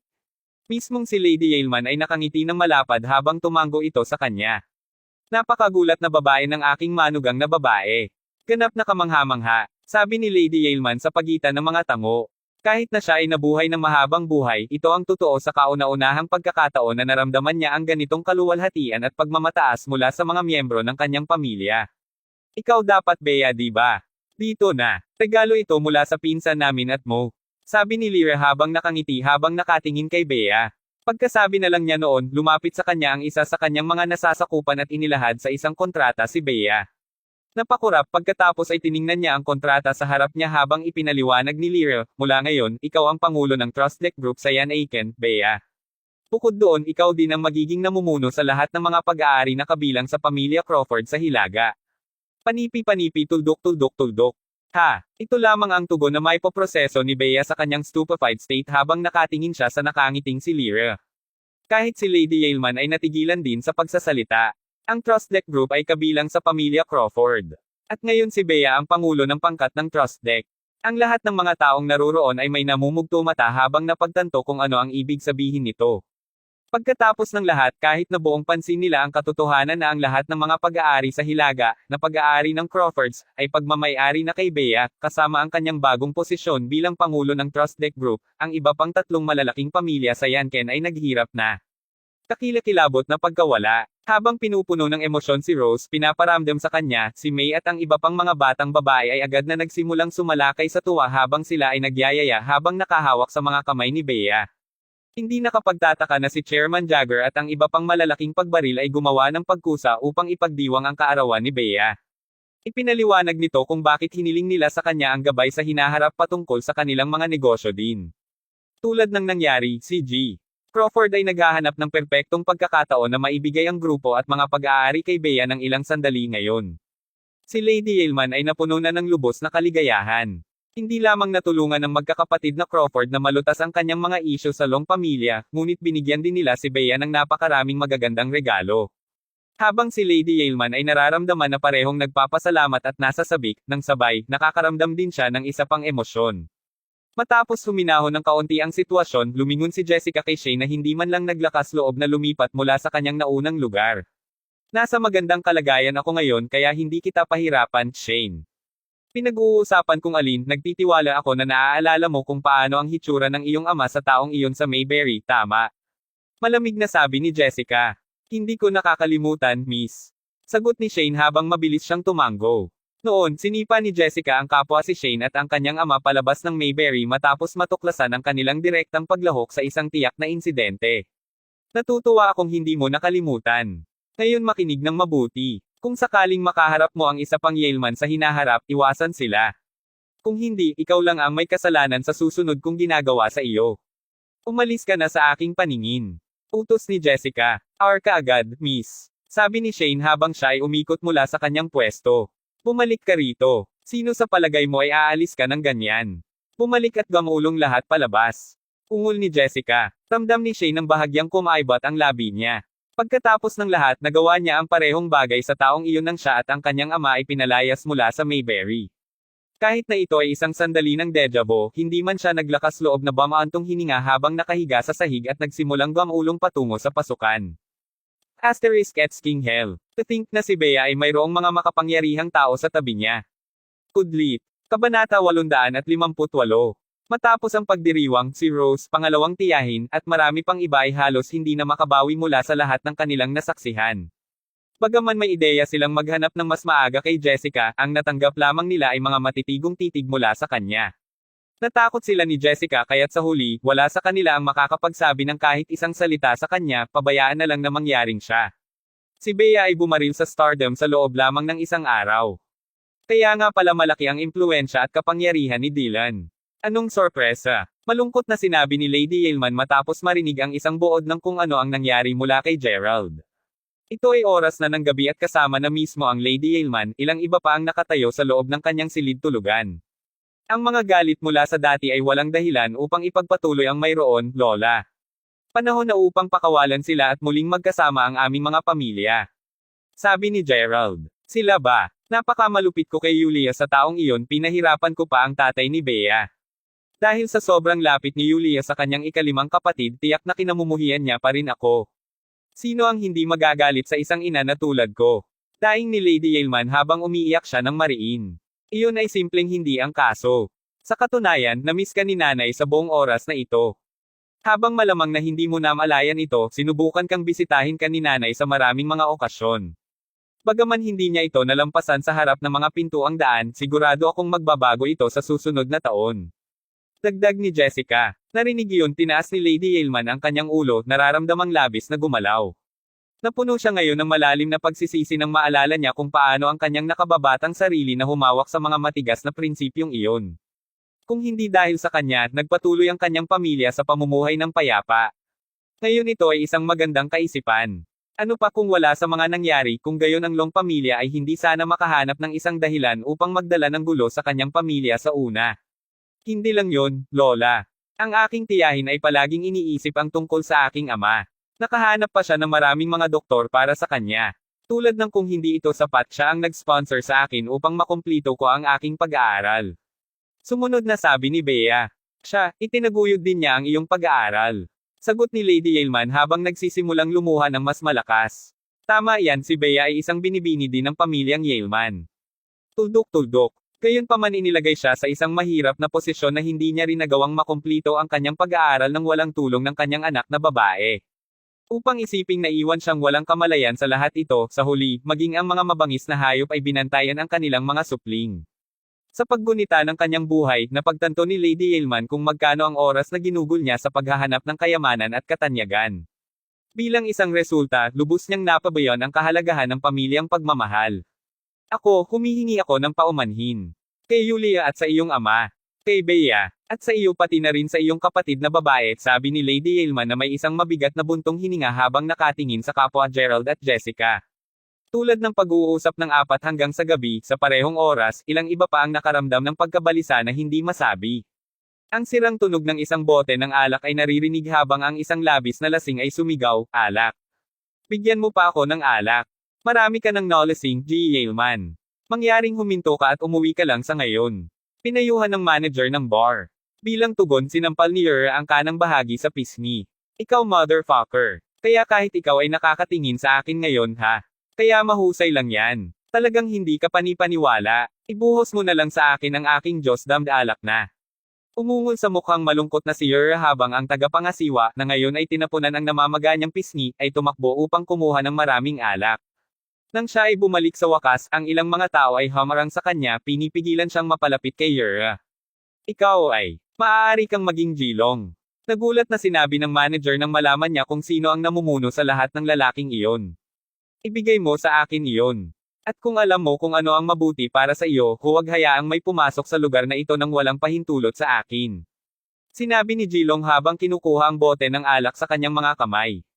Sa oras na natapos ang kanyang pangungusap, ang isa sa kanyang mga nasasakupan ay naglabas ng isang malaking wad ng pera at inihulog sa manageress. Nang makita iyon, agad siyang tumango bago sabihin to understand. "Ginoo Aylman, narito ang iyong alak," sabi ni Shane habang inilalagay ang bote sa harap ng lasing. Nang akmang kukunin na ni Yer ang bote, pikit niya ang mata sa pamilyar na tao bago tuluyang napagtanto kung sino ang kasama niya. "Bakit ka nandito? Ha? Sa ilalim ng gayong mga pangyayari, sino pa ang makakalapit upang makilala ka? Tignan lang kita." Upang isipin na ang dating makapangyarihang G. Aylman ay nabawasan ngayon sa isang nakalulungkot na estado. Pang-iinis ni Shane. "Manalo ka. Tulad ng kung ang posisyon na nasa iyo ay mas mahusay. Hindi mo ba kailangang magulong lahat patungo sa pasukan ng mas maaga?" "Haha," sagot ni Yer bago humagalpak ng tawa. Narinig iyon, ang mga mata ni Shane ay agad na nakabukas habang sinabi niya, "Mukhang kailangan talaga naming kumatok sa iyo, G. Aylman." Pagkasabi niya nito, binuksan ang pinto at mahigit 10 lalaki ang sumugod. Kabanata 859. Ang isa sa mga kalalakihan ay agad na hinimas ng buhok ni Yer bago siya sampelan ng maraming beses. Nitong nakita lamang ni Yer ang isa pang mga nasasakupang Shane na nagbrand ng isang kutsilyo sa kanya nang sa wakas ay bumalik siya sa kanyang katinoan. Huwag tayong kumilos ng walang habas ngayon, Jilong. Kung mayroon man, pag-usapan na lang natin ito. Nauutal na sabi ni Yer habang lumalaki ang takot ng segundo. "Ha, kung medyo nalalaman mo kung paano maayos na kumilos, kung gayon hindi ko sana kakailang ganing trituhin ka ng ganito sa una. Ano man, bakit ka nagsasalita na para bang napunta ako pagkatapos mong maghanap ng problema? Nandito ako para sa ikabubuti mo." Kung sa bagay, wala nang makakapagpalagay na si Bea ay nasa tabi niya ang mga kapatid na Crawford. Bilang isang resulta, siya na ngayon ang pinakama-impluwensyang malaking pagbaril sa lahat ng Yanken. Habang ang Long pamilya ay tiyak na magdusa na maraming mula doon, sigurado ako na ang nagdurusa ng pinakamalaking pagkawala ay ikaw, G. Aylman. Hindi ka ba pumapayag minsan sa hinaharap na tagapagmana ng iyong pamilya, na ngayon ay nabawasan na sa wala, hindi ba ako tama? Narinig iyon, sinaksik ng mariin ni Yer ang mga kamao bago magtanong, "Ano nga ba ang nais mong sabihin, Jilong?" "Ako. Oh, wala akong sinasabi. Pinag-uusapan, narinig kong inihayag ng Lady Aylman na si Bea ang magiging tagapagmana ng pamilyang Aylman. Napakalungkot na posisyon na naruroon ka. Hindi lamang ka nakakakuha ng anumang bagay sa huli, ngunit napakahusay na ni Bea na may balak na maghiganti laban sa iyo at sa iyong pamilya." Pinanood ni Shane ang masungit na ekspresyon ni Yer na lumalala sa bawat salitang sinabi niya. Sa sandaling natitiyak niya na si Yer ay hindi makakakuha ng anumang pang-itim, sinabi ni Shane na, "Bueno, dahil medyo napunta ka na sa isang patay, bakit hindi ka makipagtulungan sa Long pamilya? Kung babagsak pa rin tayo, maaari rin tayong mag-away hanggang sa huli nating paghinga.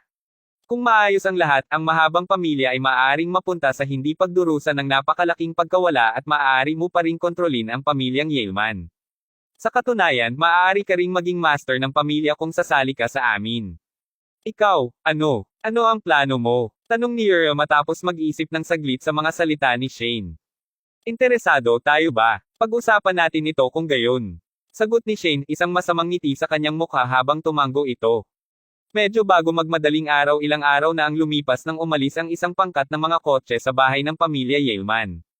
Dahil ang iyong pamilya ay parehong malakas at maimpluwensyang, hindi ako sorpresa na alam mo ang tungkol sa mga model sa Yanken. Habang ang huling nakipag-ugnay ako sa kanila ay isang mahusay na ilang taon na ang nakalilipas, malinaw kong naalala na ang kanilang pamilya ay may utang sa akin papabor. Gayunpaman, tulad ng sinabi ko, maraming taon na ang nakalilipas mula nang huli kaming magkita at hindi ako sigurado kung papayag pa rin silang abalahin ang mga pamilyang tulad namin, sabi ni Lady Yaleman habang nakahawak siya sa kanang kamay ni Gerald sa sasakyan. Matapos makilala si Gerald ng kaunti pa sa mga nakaraang araw, nakita ni Lady Yaleman na masambahin ang kanyang maamo na apo. Bilang isang resulta, nang malaman ang tungkol sa mga detalye ng pagkawala ni Mila at ng nakababatang kapatid na si Dylan, kaagad siyang pumayag na harapin ang pamilya Model kasama si Gerald. Dahil may oras silang makatipid bago talaga makarating sa bahay ng pamilyang Model, sinabi ni Lady Yaleman kay Gerald kung ano ang pagkakakilala niya sa mga Model. Sa madaling sabi, kadalasan ay nagkataon lamang ito. Noon, isang junior member ng pamilya Model ay nagsasagawa ng isang misyon. Sa kasamaang palad, napigilan ang kanyang misyon at agad na sinugod siya ng kanyang mga kaaway. Nagkataon lamang na ang hardin na pinamamahalaang niya upang makatakas ay pag-aari ng mga Yalemans. Sa panahong iyon, si Lady Yaleman ay nasa 40 taon pa rin at tulad ng sinabi niya sa kanyang sarili, hindi siya isang matigas ang ulo tulad ng kung paano siya naging kalaunan. Ang batang nasugatan na malubhang nasugatan sa hardin ay nasa edad 16 na, at bilang mahabagin tulad noong panahong iyon, dinala at iniligtas ang buhay. Makalipas ang mga araw, umalis na ang bata ngunit hindi niya ito masyadong inisip. Pagkalipas ng mga taon nang si Lady Yaleman ay naging master ng pamilyang Yaleman nang sa wakas ay nagtawid muli ang dalawa. Noon, inilalabas niya ang kanyang anak na lalaki at babae upang dumalo sa isang okasyon. Gayunpaman sa kalagitnaan, hamarang ang kanilang landas sa mga karibal ng pamilya Yaleman. Ito ay isang nakaplanong pag-atake. Sa panahon ng kanilang pinakamapanganib na sandali, isang tao ang sumulong at nailigtas si Lady Yaleman at ang kanyang mga anak. Bagaman natagalan ito, hindi nagtagal ay napagtanto niya na ang kanyang tagapagligtas ay ang bata na naisave niya taon na ang nakalilipas. Bumalik siya upang gantihan ang kabaitan nito. Bago siya umalis, binigyan niya siya ng isang address at sinabi sa kanya na bibigyan niya siya ng isang kamay muli kung kailangan niya ng kanyang tulong sa hinaharap. Ito ay halos 20 taon mula nang huli siyang makipag-ugnay sa kanya. Sa totoo lang ay hindi siya sigurado kung naalala pa nga ng bata ang pangako. Iyon ay tungkol sa kabuluhan ng sitwasyon. Maya-maya, dumating ang kotse sa isang mabundok na lugar. Ang buong lugar ay tila na puno ng isang hindi nakakainis na miasma. Ang katotohanan na ang mga puno ay lumago ng napakalawak ay nagsisilbi lamang upang madagdagan ang pakiramdam ng hindi mapalagay. Anong isang malaking bundok? Tuldok-tuldok. Sigurado ka bang ito ang lugar, Lola? Kanina pa tayo hindi dumaan ng isang solong tao, sabi ni Gerald habang palabas ng nakapark na kotse upang tumingin-tingin sa paligid, naisip kong tuliro. Habang tinutulungan niya si Lady Yaleman palabas, mariin niyang sinagot, hindi ako sinisinungaling ng batang iyon. Tuldok-tuldok. Ito ang eksaktong address na ibinigay niya sa akin kaya sigurado akong nandito siya. Matapos muling mag-scan sa paligid ng lugar, napagtanto ni Gerald na mayroong isang kahoy na bahay na medyo mas mataas. Tila pinaninirahan pa rin ito ng isang tao. Hintayin mo ako dito, Lola. Pupunta lang ako doon ng kaunti para makita kung may mahahanap ako. Kung meron, tatanungin ko sila kung nasa eksaktong lokasyon kami. Kabanata 806 na po. Si Gerald ay matapat na nakadama ng bahagyang pagkadismaya habang patungo siya sa bahay. Magagawa ba ng isang malaking pamilya na manirahan sa isang liblib na lugar? Kagaya lamang siya ng ilang mga hakbang mula sa pintuan ng kahoy na bahay, pinanood ni Gerald ang isang matandang lalaki, na mukhang higit sa 60 taon, na lumabas ng bahay. Kahit na ang matanda ay nakadamit tulad ng isang taga-baryo, ang kanyang mga damit ay malinis. Ang pangalawa ay napansin niya si Gerald, saglit siyang natigilan bagaman mabilis niyang itinago ang kanyang pagkabigla sa isang ngiti bago nagtanong, well hello there, mister. May maitutulong ba ako sa iyo? Ang kasiyahan kong makilala ka, Ginoo. Itanong ko lang kung may alam ka bang malalaking pamilya na nakatira dito sa bundok na ito, sagot ni Gerald. Malalaking pamilya. Haha, tingnan mo sa paligid, mister. Walang anuman kundi mga bundok at mga puno sa paligid. Dito lang ako nakatira mula nang bantayan ko ang kagubatan. Walang ibang tao dito kundi ako. Paliwanag ng lalaki habang patuloy siya sa pagngiti. May tiwala ako sa kaibigan ko na sinabi sa akin na hanapin siya dito. Sigurado ka bang wala kang ibang pamilya na nakatira sa tuktok ng bundok na ito? Sinabi ni Lady Yeilman habang dahan-dahan siyang humihimok palapit sa dalawa sa ilalim ng suporta ng isang nasasakupan. Narinig iyon, bahagyang pinilipit ng matanda ang mga mata habang iniskan ang parehong Lady Yeilman at Gerald mula ulo hanggang paa. Kaibigan. Manalangin sabihin, anong uri ng kaibigan ang maaari mong sabihin?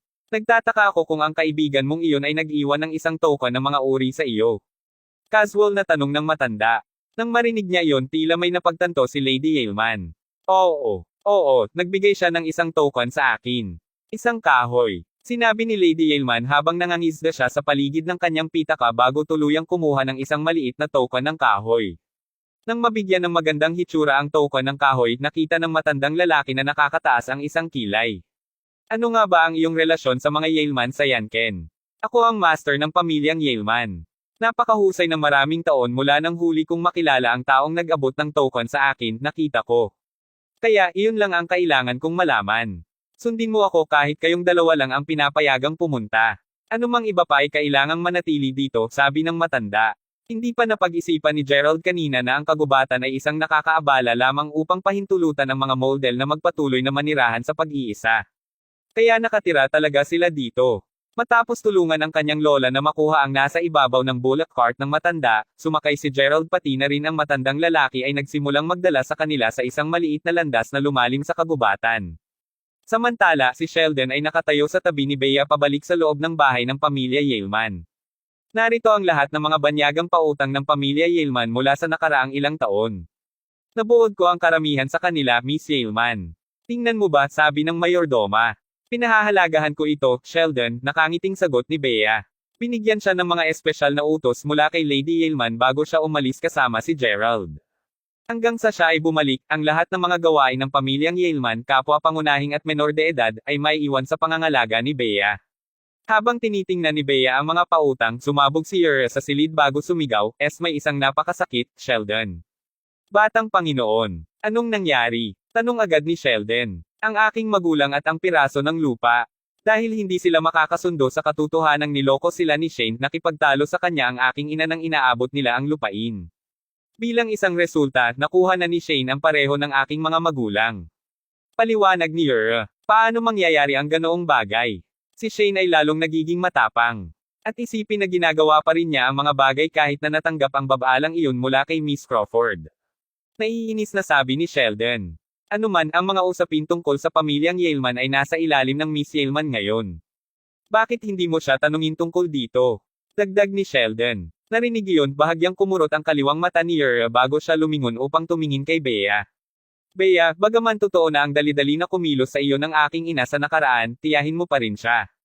Mangyaring tulungan ang iyong tiyuhin at tiya. Hindi namin pinapayagan ang Longs na gawin ito.